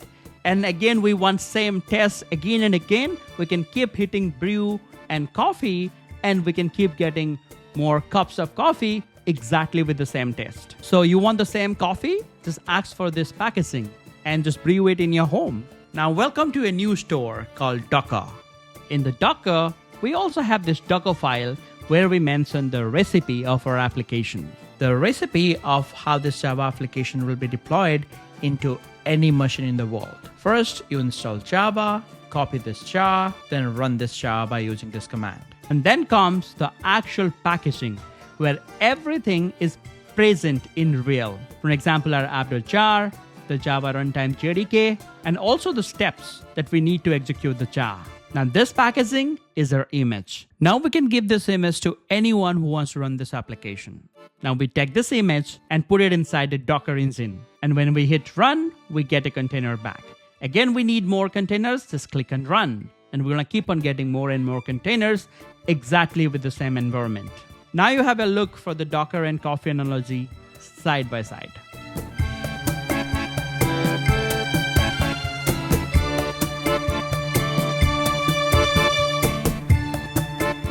Here you go. We have the store called Docker, run anywhere, same environment, every time.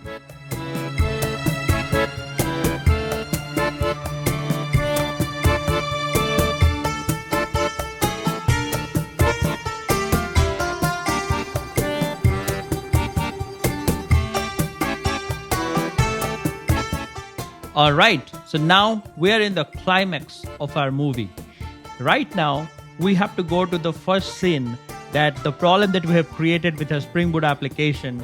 And now the time is, the Spring Boot application that we have written in the beginning of this video, we have to Dockerize it and we have to create an image for that application. So first time in this whole video, we are not only going to use image, we are going to create image by ourselves, like Java, like Hello World, like Nginx, like Python, Ovilas, Selenium Express is going to have his own image.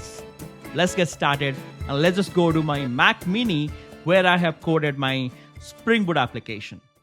All right, so hopefully you are able to see my IntelliJ IDE where we have created the employee service. So now the thing is that we got to Dockerize this application. We have to create an image for this application and we have to push it to the Docker Hub. So from another laptop like this, or from your laptop, or from any other system in the world, I can give my image name and you guys can use my application on your laptop. And you don't have to worry about the versioning. You don't have to worry about your environment. Just launch my application, it will work. So first of all, here is my Spring Boot application employee service. So what the first thing that I need to do? First of all, I need to install Docker on this machine. So do I have Docker installed? So let me just check the Docker version. And yes, Docker is installed over here. So now I can Dockerize my Spring Boot application and let me create a file called a Docker file. So I'm going to create a new file on the root folder and I'm going to name this as Dockerfile. Okay, so here you go. I have the file created. So why do I need this file? Because to create an image, I need to write this file and I need to write the instruction how my Spring Boot application will be started. So that whenever I'll be giving you my image, which I'll be creating from this file, will have the entire recipe of my application, that how it will be started on your machine. That all instruction, I'll be writing it from here. And from this file, the image will be created. This is not actually the image. The image will be created from this Docker file whenever I'll be building this Docker file. Just like in the pom.xml file, you remember, you have the pom.xml file. You have a lot of dependency right over here. But this is actually the recipe of your application, how you are actually building your application and creating the jar, right? This POM file plays a very important role for your application. Just like that, this Docker file is all about the deployment. Whenever I'll be deploying this application on a fresh machine, what kind of steps I have to take, that I'll be documenting right over here, okay? First of all, tell me, if we're gonna deploy this employee service Spring Boot application in a fresh laptop, what you got to do? Well, you'll ask me 3 questions, okay? I don't give a damn what code you have written. Just tell me what version of Java that you have used. Yes, Java 26 that I have used over here. So on a fresh machine, first of all, you'll be installing Java 26 at least.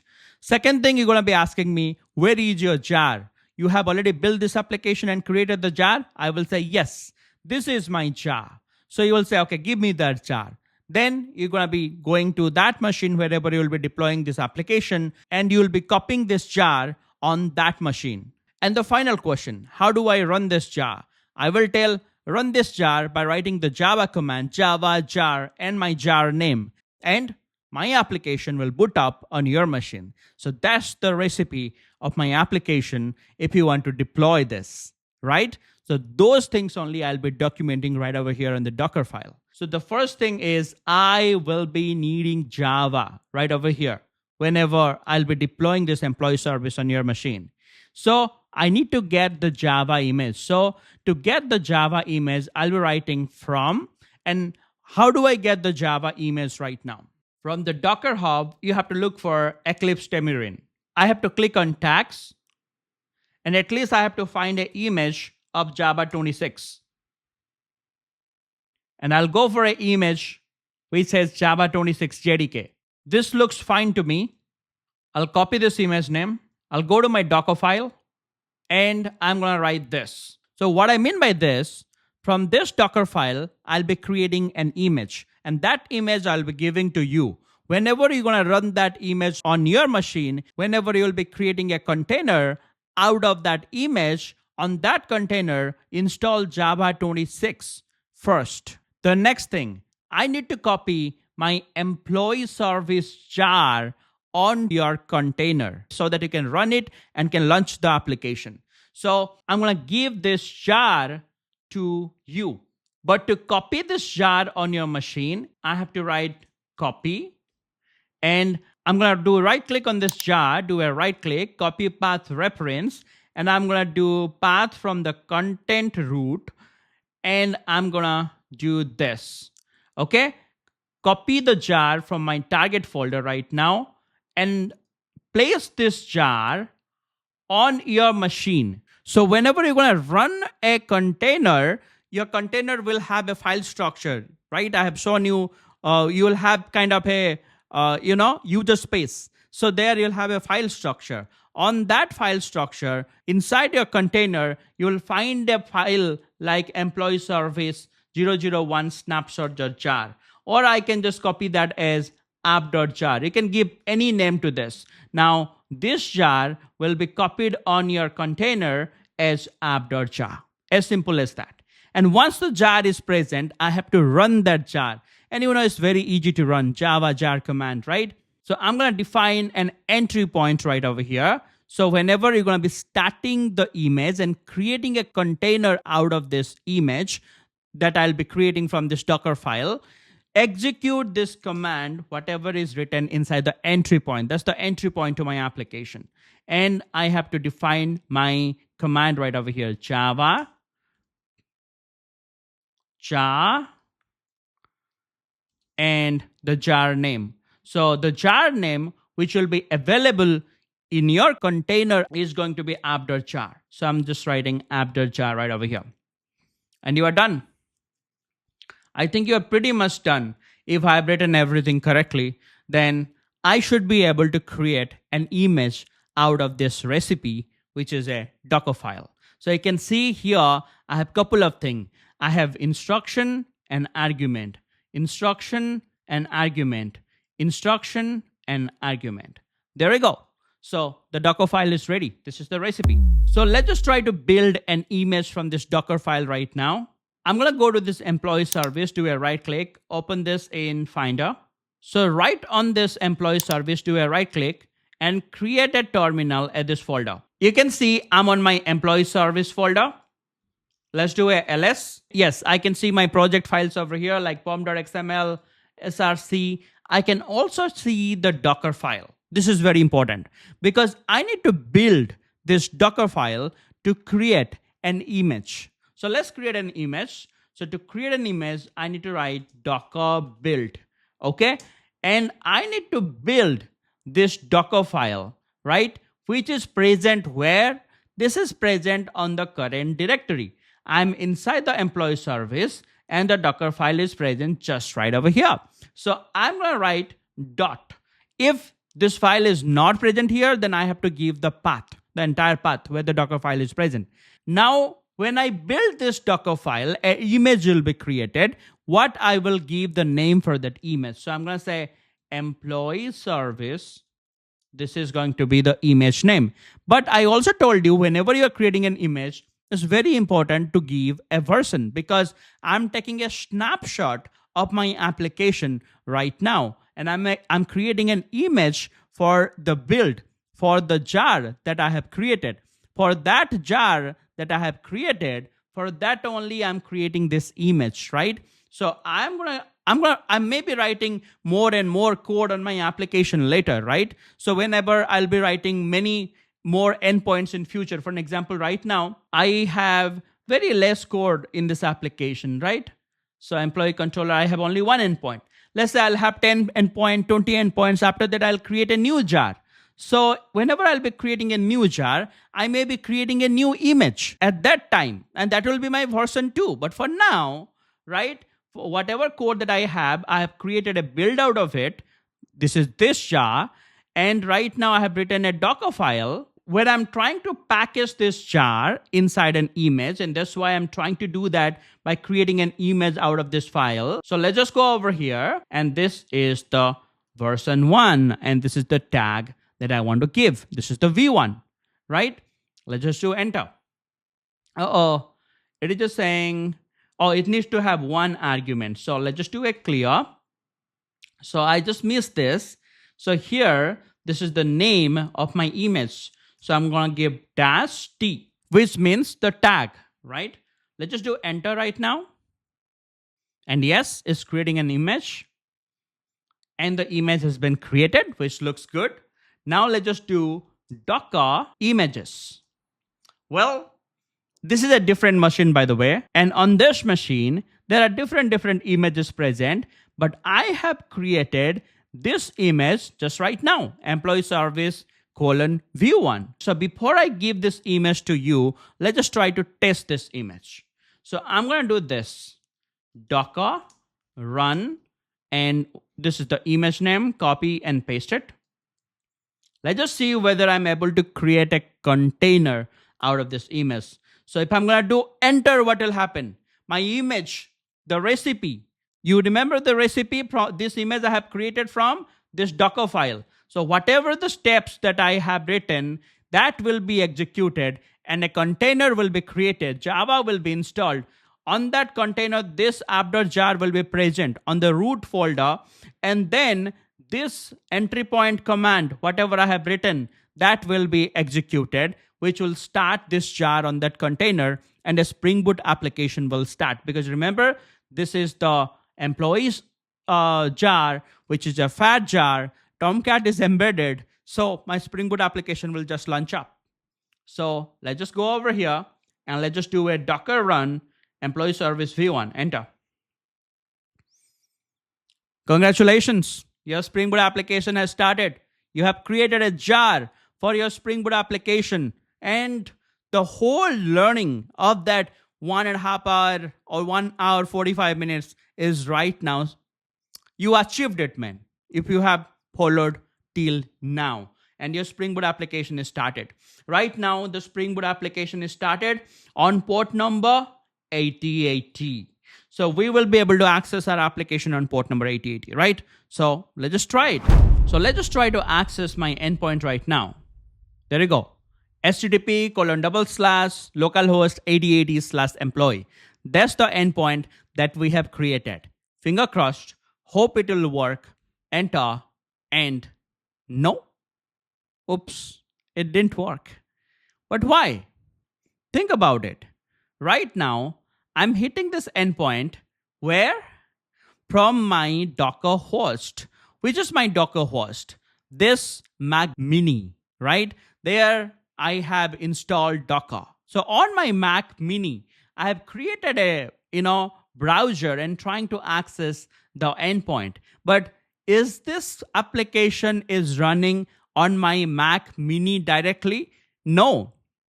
It is running in an isolated environment where we have created a container, and inside that my Spring Boot application is running. So how can I access it from this Mac Mini? I have to go inside that container, right? So how to go to that container? I have already shown you, right?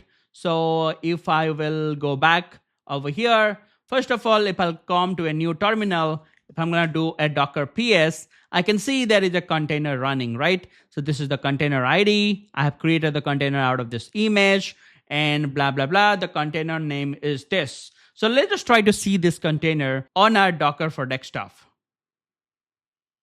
Right over here.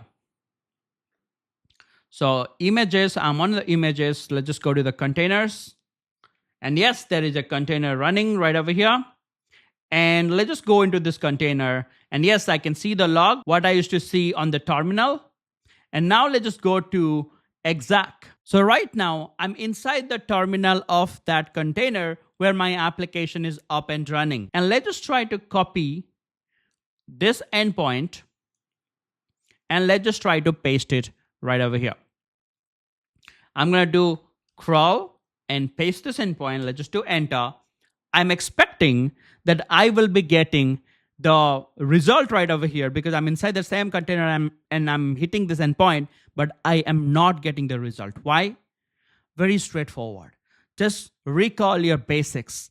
Think what might be the problem. I told you this shell or this terminal or where I am actually executing these commands is given by whom?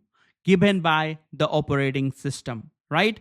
If you remember, if you can go to this files, right? You can see there is a file structure is already been given. And who have given this file structure? The base operating system. You remember to install Java in the OPT, we must have the Java installed, right? Right over here. So to install this Java right over here, we need this file structure. So if you remember, if you can go to the containers right over here in the images, if you can go over here to the layering, this is my image and this is my layering. But if I'm going to open this up, you can see it is bringing in the Ubuntu user space behind the scene.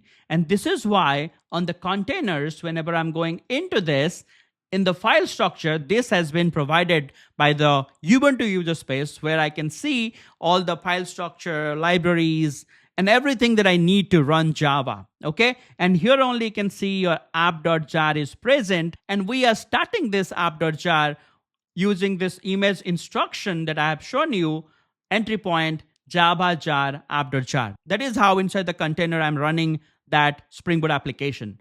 Now the thing is, inside the container, if I'm going to go to that container again in the file structure, all these things has been given by the operating system. But I also told you one thing. The operating system that we are getting is very minimal. This is not the complete OS. This is not everything that we need. So that's why in the exec, whenever we're writing a crawl command to hit this endpoint, the crawl is actually not found. That is the issue. The issue is not that we are not able to hit this endpoint. The issue is here that the crawl is not found to hit this endpoint. So let's just try to install crawl on this machine. And to install crawl, first of all, I'm going to just do apt update. This is just like in your MacBook, if you're using, you might have heard about Homebrew, right? Whenever you need to install something, you just do brew update, brew install, something like that. Just like that in Ubuntu, I need to write apt update or apt update, right? This is just going to refresh my file structure, right, on the operating system. So once the refreshing is done, I'm going to just do apt install, and I need to install crawl on this machine so that I can fire some endpoint using the terminal. So let's just do apt install crawl, enter. And this is going to try to install it. It is just saying, do you want to continue? And I'm going to say, yes, I want to continue. Please go ahead and install crawl. And once this is done, okay, now the crawl is installed here. I'm going to just do clear. And I'm going to do again crawl. And I'm going to copy paste my URL. So I'm going to control C this, control paste this, enter. Boom. That's what you are looking for. You got your expected output your application is functioning, it is up and running inside a Docker container, and you are able to access it. And many congratulations for achieving this.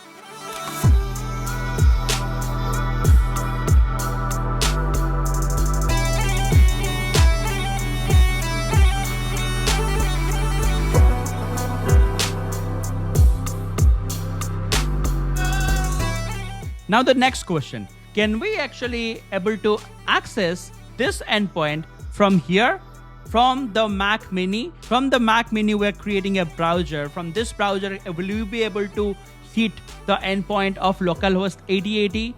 Just imagine, guys, on this Mac Mini machine, there are lots of ports, right? There are more than 60,000 ports. Let's say 1111, 2222, 3333, 4444. Like that, there are so many ports. In the 8080 port number of this machine, is there any application sitting and listening to anything? No. There is no applications right over there. So what we can do some configuration. We can say, hey Docker host, whenever there is any traffic coming to you, starting with this URL localhost 8080, you do one work. You route this request to the container where that Spring Boot application is running on the 8080 port number, then only things can work, right? I need to route the request, whatever is coming to my Mac Mini, right? On this port number, whenever we're receiving any request, we need to route that request to that container where the Spring Boot application is running inside my Docker host, right? So how we can do that mapping? And to do that mapping is very simple. Go back to your terminal, okay? Kill this, Control C, do a clear. Let's just try to start the same application one more time. Let's just try to create a container Docker run employee service v1. But before we start this application, let's just try to define the port. And I'm going to say here that there is an application running on the port number 8080, which is your employee service application. And I want to map that thing to the Docker host itself, like my Mac Mini itself. On my computer, there is a port number. I can define any port number right over here, let's say 9090. So what I do mean by this? So I'm mapping my external port, which is my Mac Mini machine, which is my Docker host, that port number to the Docker container port number. You can see this Spring Boot application is listening on port number 8080. So this is what I'm doing. My employee service container is inside the Docker host. This Docker host is my Mac Mini. Now my machine itself has a lot of port number like 8080, 9090, 8081, 8082, like lots of port number are there. But right now, in each of this port number, nothing is happening. Even on 9090 port number, there is no application is listening on this port number. So now what I need to do, I need to establish a mapping in between this and this container. If I don't do this, and if I'm going to open a browser on this Docker host and going to hit this endpoint, let's say localhost 9090/employee, then the request will be routed to this port number where no application is running. So we got a failure response. But now what we need to do, we need to establish a mapping between this port number, which is my Docker host port number, with the container port number where my Spring Boot application is running. Now, whenever I'll be doing localhost 9090/employee from the browser, from my Docker host, the request will be going over here. But from this 9090, the traffic will be routed to the container where the employee service is running. And that's why I'll be getting a response back. So this Spring Boot, which is running in the container, that only knows about the 8080 port number. This guy has no idea from where the traffic is coming. So I'm giving traffic to here, and now the Docker host is routing the traffic to the container, right? So I'm just creating a simple analogy here to understand. If you are a Docker expert, don't cast my word like routing, why you are saying routing and all that, right? So let's just try to see whether this is going to work. Let's just do enter. My Spring Boot application again starts on port number 8080. So I'm going to send my request to 9090. Whenever I'm going to send request, it will be redirected to 8080 port number. So if you're going to go to the other terminal, and if you're going to, again, previously we ran this Docker PS, right? This time also, let's just try to run this Docker PS one more time. Enter, and you can see right now, previously the ports was not showing. Now I can see the port number. So my localhost 9090, the traffic will be redirected to 8080. So this is how things has been mapped. So if I will go to my web browser on my Docker host on my Mac mini, let's just do enter here. Let's just see whether it is going to work. No, it will not work because I need to send my traffic to 9090. I'll try to access this application on 9090. Let's just do enter. Now see, I'm able to get the result.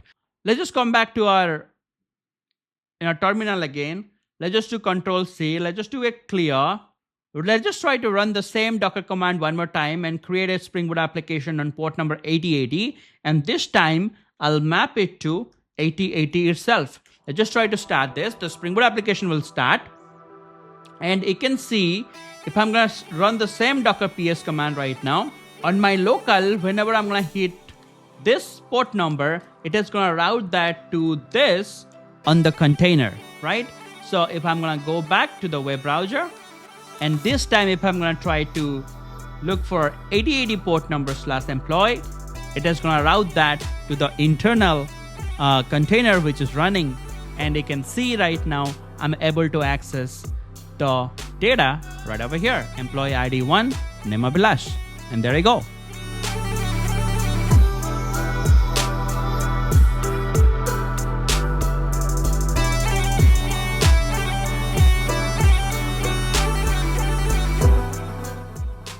Okay, so we have almost reached the final moment now.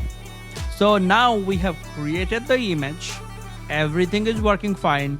We have tasted it. Now it's time to publish that image so that other people in our team or whoever in the world exists, if they want to use our application, they can actually get it through our image that we have built right over here.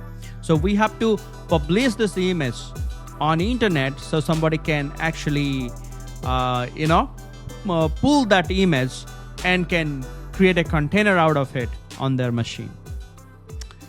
That's the simplest thing that we're going to do right now. But before we get started, guys, there are a couple of things I want to tell you. Just do it.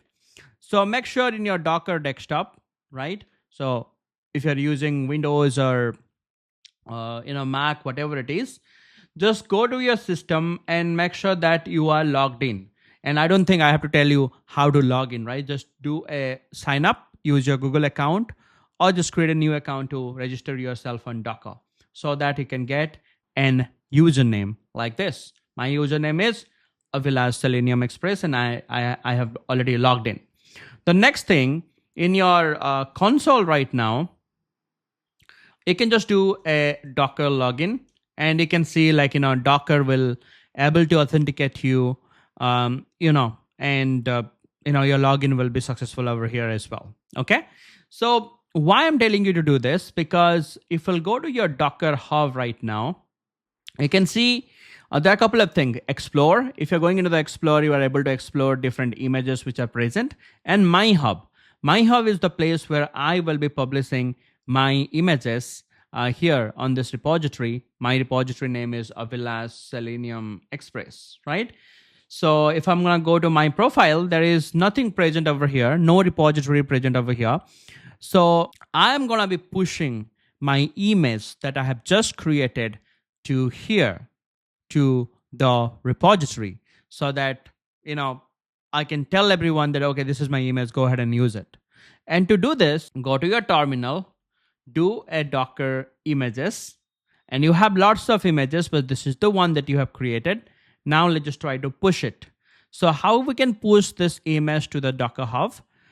So we can do this thing, Docker push and the image name. Enter.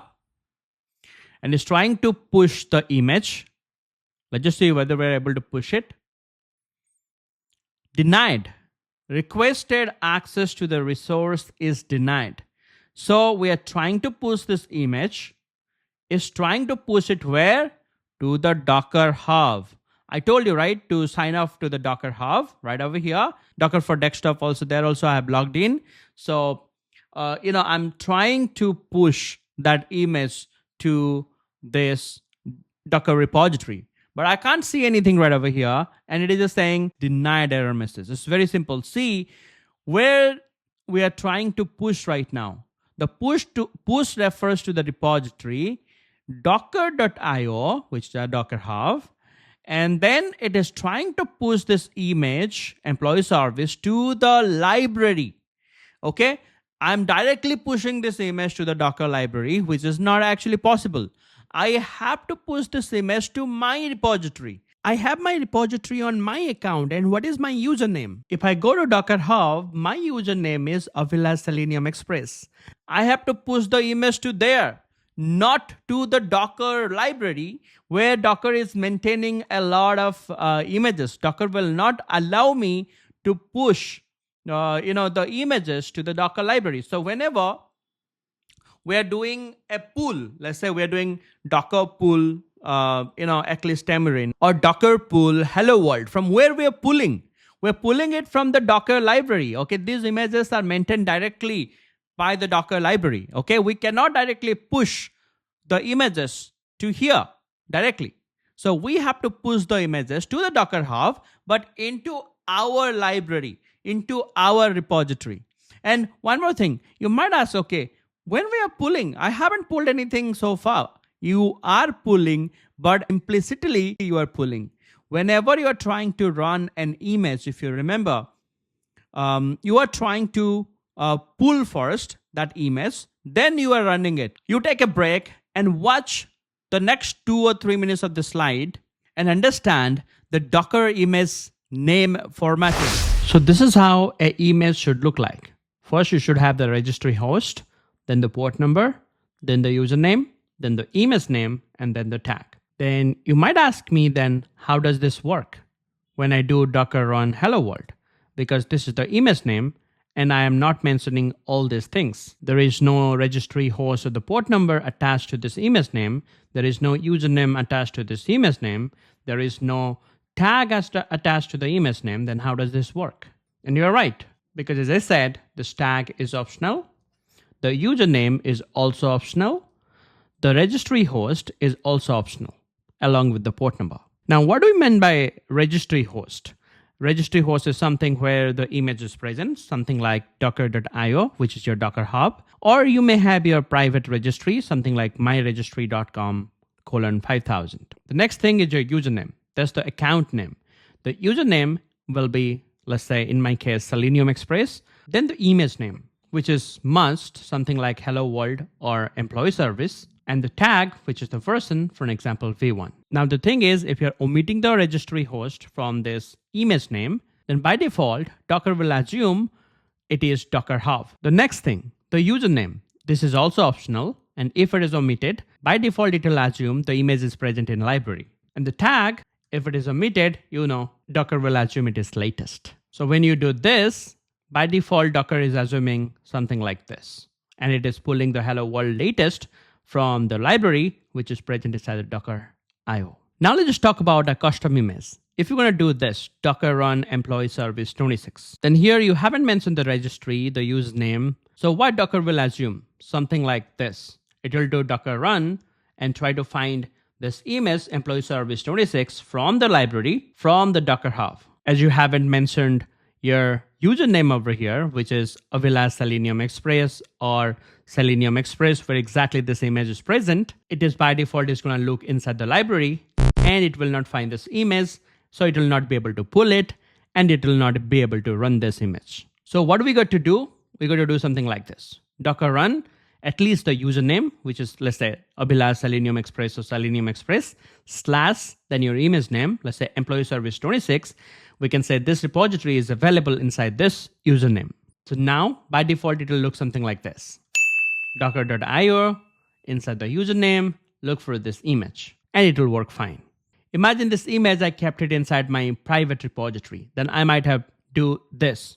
I should have do docker run my registry.example.com:5000 / Selenium Express / employee service :26. Then I'll be able to pull this image from this registry.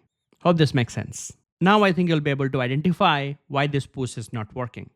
So now we have only one solution. We have to rename this image employee service v1 to my repository name, which is Avilash Selenium Express / employee service v1. This name need to be changed. But can I change this image name once it is built? And the answer is no. Images are immutable. Once you have created an image, you won't be able to change that image. That's why it's immutable. Just like string object in Java. Once you create it, you can't change that object. Okay, so what is the solution? The solution is you need to create another image from this Docker file. As simple as that. I can just do right click, open in, Finder, and I'll open the terminal right over here. And I'm going to do a ls. The Docker file is present here. You can just do a docker build dot, and then I will tag this image as employee service. Maybe I can name it as v1, but here I can tag this as Avilash Selenium Express. Okay, so this is going to be my image name, and let's just do enter. So it is going to build a new image right now. And I think the build is successful. Docker images. And I have this Avilash Selenium Express employee service v1. And now I can just do a Docker push and give the image name to an enter. And now it's trying to, it's preparing for the push, and it is working. It is able to push right now.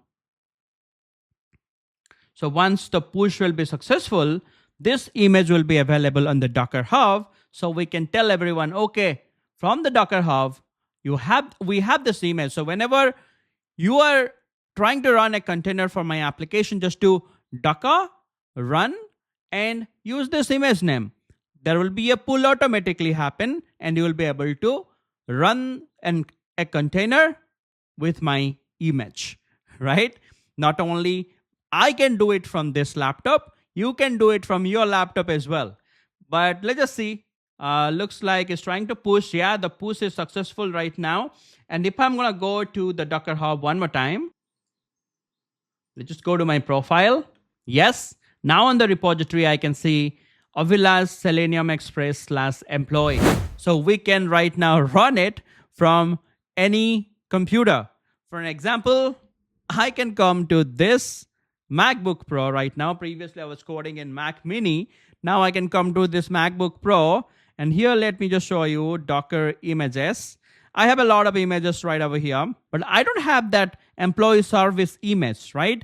So now my teammate said that, okay, you can try do a Docker pull right now. You can just do docker run employee service. What is that? Employee service v1 Avilash Selenium Express. If you're going to do enter, then Docker will try to pull this image from the Docker Hub. It is going to look inside this repository, will find this image and try to pull it. So it will try to pull that image first, and then it will run a container.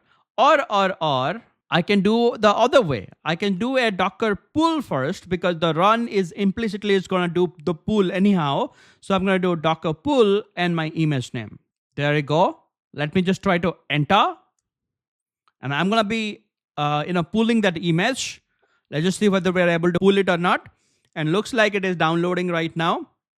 And I'm trying it from my other laptop. Now the pull is complete. I can just do Docker images. Yes, I got this image. Let's just try to run this. Control C, Control V, and let's just do a Docker run. Imagine I have told my teammates that right now you're able to download the image or pull that image and able to run it on your laptop. So let's say my teammate is trying this. Let's just do enter, and boom, on his laptop is running right now successfully. He doesn't have to install Java, and he doesn't have to care about the versions. If you remember, if I'm going to go to a new window, if I'm gonna do Java version, it is still running the Java 25 here. But remember, the application that I have created here is running on Java 26. How everything is possible? Because of the Docker containerization concept. So on this Docker host right now, you can see on the containers, there is a container running, and you can see my Spring Boot application is up and running right over here. And if you're going to go to the file system, in this container, if I'm going to go to the OPT, I have installed Java here, which is the Java 26 version on top of what, if you're going to go to the files, you can see the app.jar is present. This is the app.jar that I have created on the other machine, which is my Mac Mini. Right now, that jar is available on this machine. Imagine this is my teammate's machine. Then I have given him not only the jar, also the Java version that is needed to run this SHA. And now I have created an isolated environment where this application is up and running. And how to basically, access this thing. So if I can go back to my terminal, I need to do the port mapping. And to do the port mapping, first of all, I need to exit this application and run this application one more time by mapping my Docker host port to the internal container port. But here is the catch. I want to tell you this. You can just do like right now, Docker run -p 8080:8080 and just use this, and your application will be started on the right port and you will be able to access the application. There is no rocket science. But imagine if I want to do the port mapping right over here, I need to first terminate this application. I cannot type anything right over here because this application is already running and this console is blocked. I'm going to show you something right now, how to start the application in detached mode. For an example, I'm going to do Control C. I'll exit this. I'm going to do clear. Let's just try to run the same command and let's just try to do the port mapping. And you know how to do the port mapping, right? Using the -p, I will say this image is going to run on this port number internally. And I want to map this to my Mac port 8080 as well. If I'm going to run this, again, this application will start and the port will be mapped and my terminal will be blocked, right? I won't be able to write any commands. So let me try another command right now. I'm going to give this instruction called -d. That means I want to run this container with this port mapping, but in detached mode. That means once I run this command, you start the container, then detach it and free my terminal. So if I'm going to do enter, you can see my application has started, right? It is up and running, but on my terminal, I can write any commands right now. It's free. I can just do Docker PS right over here. And I can see right now from this image, we have created this container. You can see when we try to run this command and try to create a container, it has returned us this ID. Look at the first few characters, 2C25174A. And look at this container that we have created, right? From this image, 2C25174A. This is actually the same container, which is up and running, is the first few letters here. And you can see I have just created it 11 seconds ago. And this is up and running on the port number. You can see 8080 is my external port number. And that has been mapped to 8080, which is the container port number. Maybe this is not visible properly. If I'm going to decrease my screen size, you can see the ports fine, right? So this Docker PS confirms this. This container is up and running with my given image. If you still have a doubt, go to your containers and you will be seeing this container 2C25174A. This container is running and will be able to access the endpoints. But any point of time, let's say you want to, you are writing your commands, let's say Docker PS and let's say Docker images. And in any point of time, you want to connect to that container again. Then how can you do it? There is another command called Docker attach. So I can just do Docker attach and I can take that container ID, Control C, and paste it over here and just do enter. And now we can see my terminal is blocked. Because I'm connected to that machine right now, I can see the logs whenever there will be any logs printed right over here on the terminal. For an example, if I'm going to go to my web browser now, and here if I'm going to try to hit this endpoint localhost 8080/employee, enter, congratulations. So first of all, this application is running on your teammate's laptop. The application is accessible. He can right now do the enhancement from this point onwards because he can explore your application. The second thing, if you can go to your log right over here, you can see as I have attached this container right now, you can see the logs from my Spring Boot application. As this is the first request to my application, the dispatcher servlet is being initialized by the Spring Boot application and it is ready to handle the request. Then it handled the request and given the output or given the response that we are seeing right over here on the screen. Okay. So that is actually the detach and attach mode. So now on this machine, which is, imagine a fresh machine where my Spring Boot application is not coded, to run that application, I just took few minutes. I just pull the image only with the tag. So you can go ahead and can pull this image as well if you like, and you'll be able to run that image on your system. But now here is an assignment for you. If you have reached so far and following this video, whenever you are practicing and creating your Hello World application, just try to create your own image, create your own repository on Docker Hub, push your first, Spring Boot Hello World application or Dockerized Spring Boot Hello World application to Docker Hub, then put your image name on the comment, something like this. Abhilash Selenium Express / employee service v1. So put your image name on the comment and we will see how many people are able to successfully complete the assignment and how many people are able to generate their own images right now and ready with the Docker. If the YouTube comment doesn't allow you to, paste comment like Abhilash Selenium Express / employee service v1, instead of slash, just write / in Word and just try to put that comment so that, the people who will be following this video, they can just see your images as well, how you have coded your application, right? So good job on completing this. Now, do you actually feel what kind of problem you are solving right now? You are not only learning Docker, just try to feel it. So what kind of problem you have solved? So you are right now able to run any Docker container in millisecond, right? With this Spring Boot application. Let's say I can just do Docker run. I can do a port mapping 8080:8080 and this image name. Once I do enter, there is a container will be created, right? Let's say I'm going to start it in detached mode by doing a -d. So a container has been started, right? Let's say right now there are a lot of traffics that are coming to my application, this application. And at that time, I just need, to start another container as quickly as I can. Load is increasing on my application. Let's say, imagine this is an e-commerce application. A lot of people are doing shopping because this is a big billion days or some Black Friday is going on. Then I can again run another command. Let's say if I'm going to run this, then what will happen? Again, a container will be created on your Docker host, right?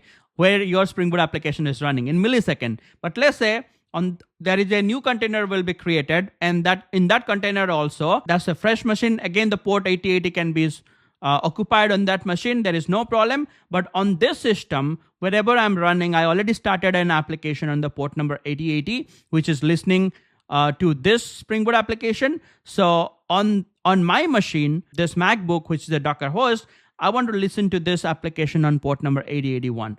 And I want to start it in detached mode. Oh, sorry. What I have done, sorry. I have to use -p as well for the port mapping. -p, enter. Another container got created. Till you are getting a lot of traffic, create another container. Another container is created. Do a Docker PS right now and see there are 3 Spring Boot applications up and running in no time. You don't have to talk about the virtual machine, how you will be distributing memory to them, using Hypervisor software, doing and maintaining those virtual machine. To maintain them, you don't have to hire people. you have Docker. You can spin up machine like anything. And now I can divide my traffic between these three containers, right? I can give some traffic to this container, I can give some traffic to this container, and maybe some traffic to this container. And my problem will be resolved. So here, if I'm going to do localhost 8080/employee, it is working. Another application is working on another container to access this. I can also able to access this application in the 8081 port number. And if I'm going to do localhost 8083, my Spring Boot application also is working there as well. Spin up applications like it's fun. I told you already, right? So this is it. In the next video, we'll talk more about how we can manage microservices using Docker. We'll talk about Docker Compose, another important concept of Docker. But before I go, I need to tell you a bit more thing right over here. So I told you about the images, and I also told you the images are immutable. That means, just remember this thing, because this is another conceptual thing. You just need to get it in your brain before you go, so that you will not misunderstand anything. I'm going into my Mac mini machine right now because I want to show you something over here. If I'm going to do Docker images, there are a lot of images, right? Let's say previously I had problem pushing this image to the Docker Hub. You remember the reason, right? When I did Docker push and this image, it didn't work because it didn't have my repository available right over here, right? So I was not able to push the image. I did another Docker build to create this image. Let's say you have an image like this and you want to rename this image. Can you do this? Instead of creating a new build for this image, you can do that. Docker, and this is your existing image name, employee service v1. You can actually rename that image like this. This is your old image name. This is your new image name. Can you do this? You can also do this. Just make sure you need to use -t right over here, which means the tag. So just remember here, you are not actually changing anything on the image. Once you create the image, the images are immutable.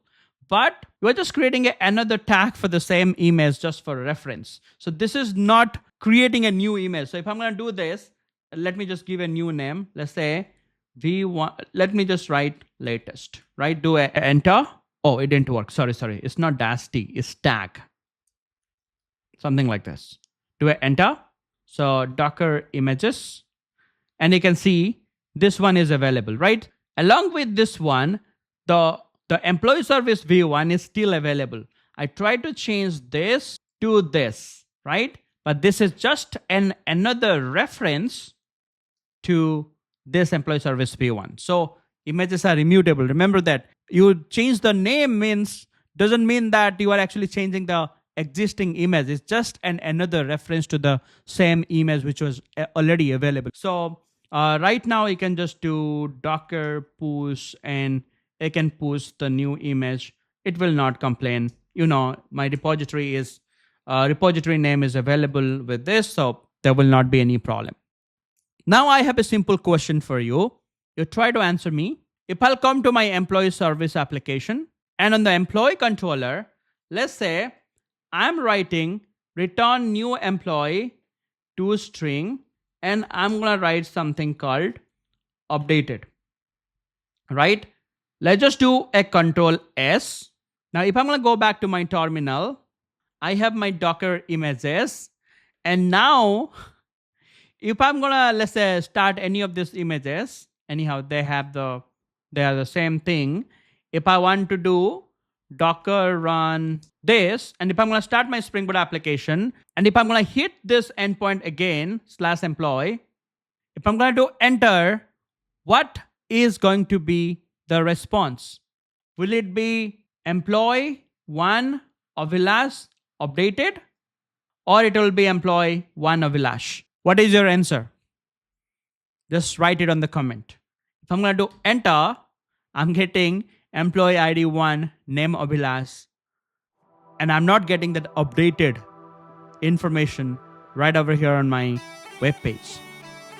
Why it is? You know the answer. I already told you. Let me know in the comments and tell me the solution for it.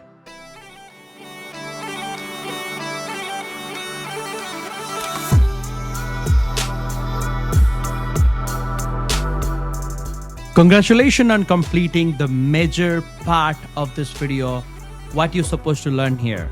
But right now it's time to explore some of the Docker commands, like how do we stop a container, how do we kill a container, how do we stop all the containers, how do we remove all the exited container, how do we remove an image, how do we remove all the image, how do we clear up space that all the containers and images has occupied on your system. Let's just try to learn some of the Docker commands, which is going to be very handy whenever you're practicing this session. So in any point of time, if you want to write, if you want to explore the Docker commands, you can just do docker enter. You can find a lots and lots of command. The first command is attach, whatever I have used right now. Docker attach local standard input, output, and error streams to a running container. And there are so many commands right over here. For an example, there is a stop command. If you want to use this command, let's say you can just do a clear and you can just do a docker ps. There is another container running. You can just do a docker stop and you can actually copy this container ID and paste it over here, enter.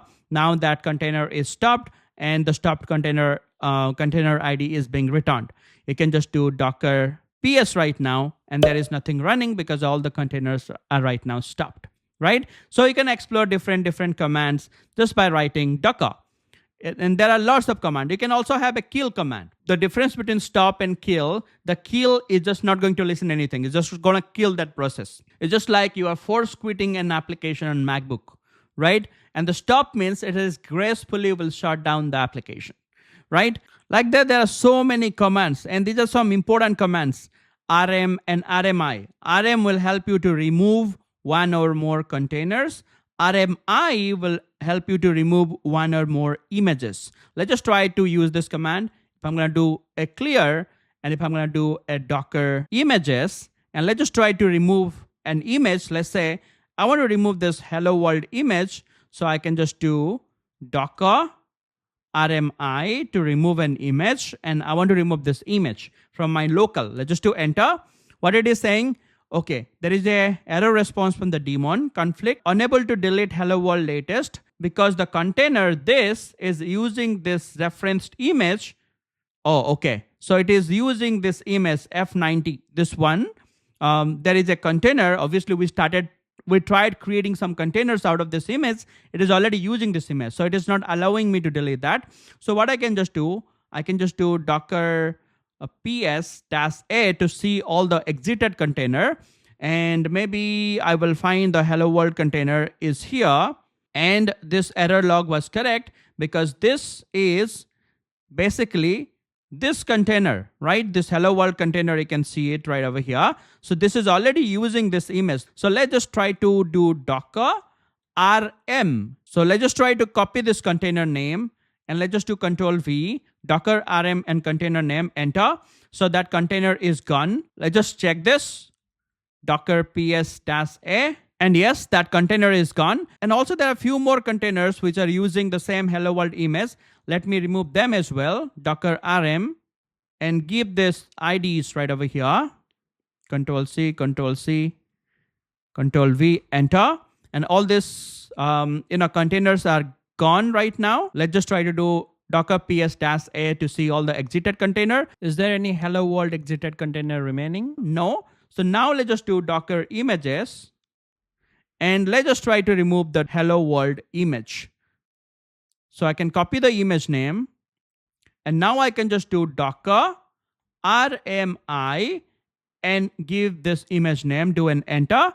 And yes, now it is deleted because no container is right now using this image, right? So if I'm going to do docker images right now, yes, this hello world image is right now gone. So now let me do a clear. If I'm going to do docker ps-a, there are still a lot of other containers which are also present. So we still have a lot of exited containers. And whenever we're using Docker on this machine, Docker is trying to pull a lot of different things, creating a lot of folders, temporary folders, cache, and all that on this system. Let's say if I want to clear all those things, what I can do, I can just do docker prune docker system prune.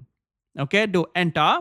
Now it is giving me a warning. It will remove all the stopped containers, all the networks. We haven't learned about Docker networks, but in future you'll be creating a lot of different networks over here on your computer. So it will remove all these things. I'm gonna just say Y, enter, and you can see right now everything, all the containers that we have right now is right now deleted, right? So if I'm gonna do a Docker ps-a, you don't have any running containers on your computer right now.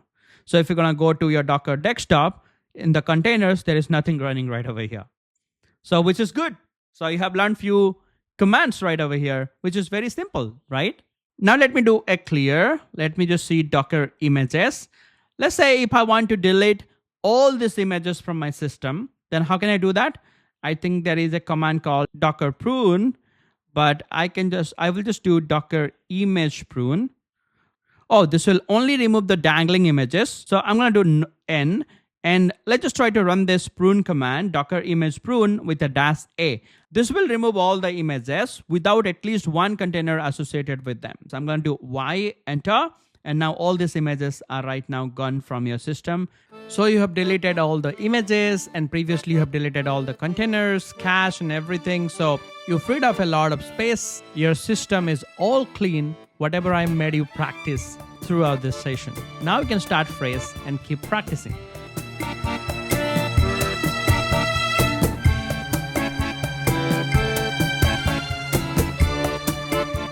Don't worry, I will not let you go without any assignment. There are a couple of assignments that I want to give you. I will not tell you the solution in this video. I'll just give you the screenshot so that you can practice.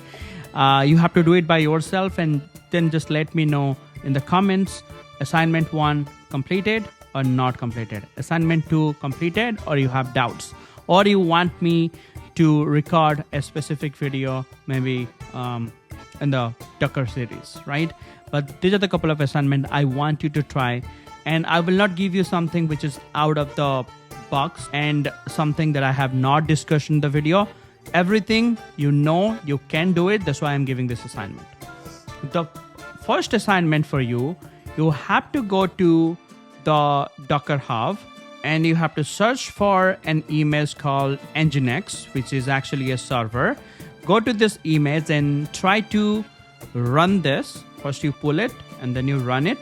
And once you run this image, just do a Docker ps to check in which port this Nginx server is running. Okay, it is on a port number 80 or 90 or 100 or whatever. And once you found that, you map that internal container port to your host port, maybe 8080. Okay, and once that mapping is complete, just try to access localhost 8080. You will be getting this page, welcome to Nginx. Well, that's the assignment number 1. Very simple, fun. I hope everyone can do it. And Nginx is a server, so the server will be up and running. And you have already seen the Spring Boot example, but there also we are starting a Tomcat server. The assignment number 2. This is a fun assignment. See, I can actually play a game. I can just do /, and there is a game which name is cow say. Okay, and when you say cow say anything, let's say Selenium Express, then the cow will say here Selenium Express, right?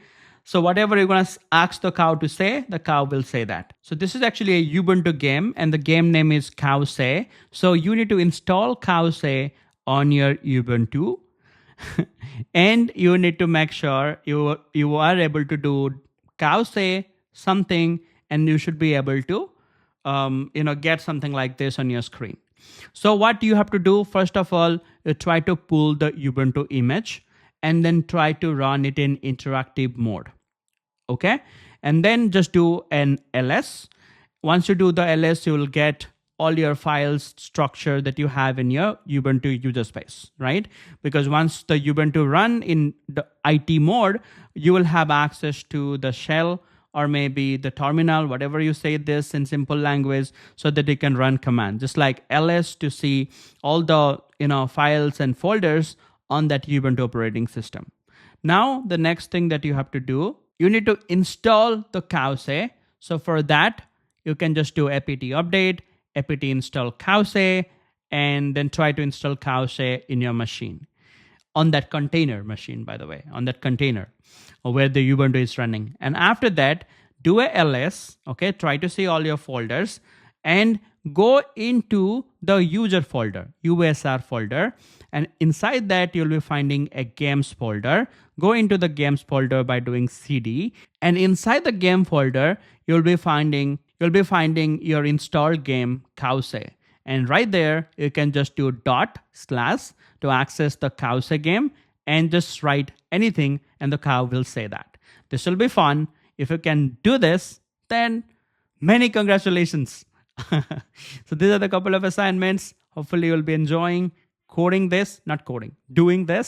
And yeah, have fun. And obviously, let me know in the comments whether you're able to do this or not. So your next assignment is, imagine there is a Spring Boot application running inside one container, and there is a MySQL which is running inside another container. Now let's say if your Spring Boot application want to interact with the MySQL, which is there inside a different container and want to save some data, then how are you going to be achieving that? Now you might be thinking, hey, when did you tell me this thing? And you are correct. So this is not an assignment. This is something that we're going to be learning in the next. Imagine there are a couple of services running inside different containers. And if they want to interact, then how they are actually going to do that. And obviously, this is why we're learning Docker, because Docker and microservices are match made in heaven. So we're going to be exploring all these things in the very next video. I'll see you in the next video. And hopefully, we're going to be doing something on the microservices side. And then we can go for Docker Compose, Docker Network, and then Kubernetes. So if you like this video, make sure to give me a thumbs up. And I have taken so much time to record this video and editing this. So obviously, just try sharing if you feel this is helpful. And do subscribe to the channel to watch more videos on Java, Spring Boot, microservices, Docker, DevOps, and all this. I'll see you guys in the next one. Till then, bye-bye, take care, and happy coding.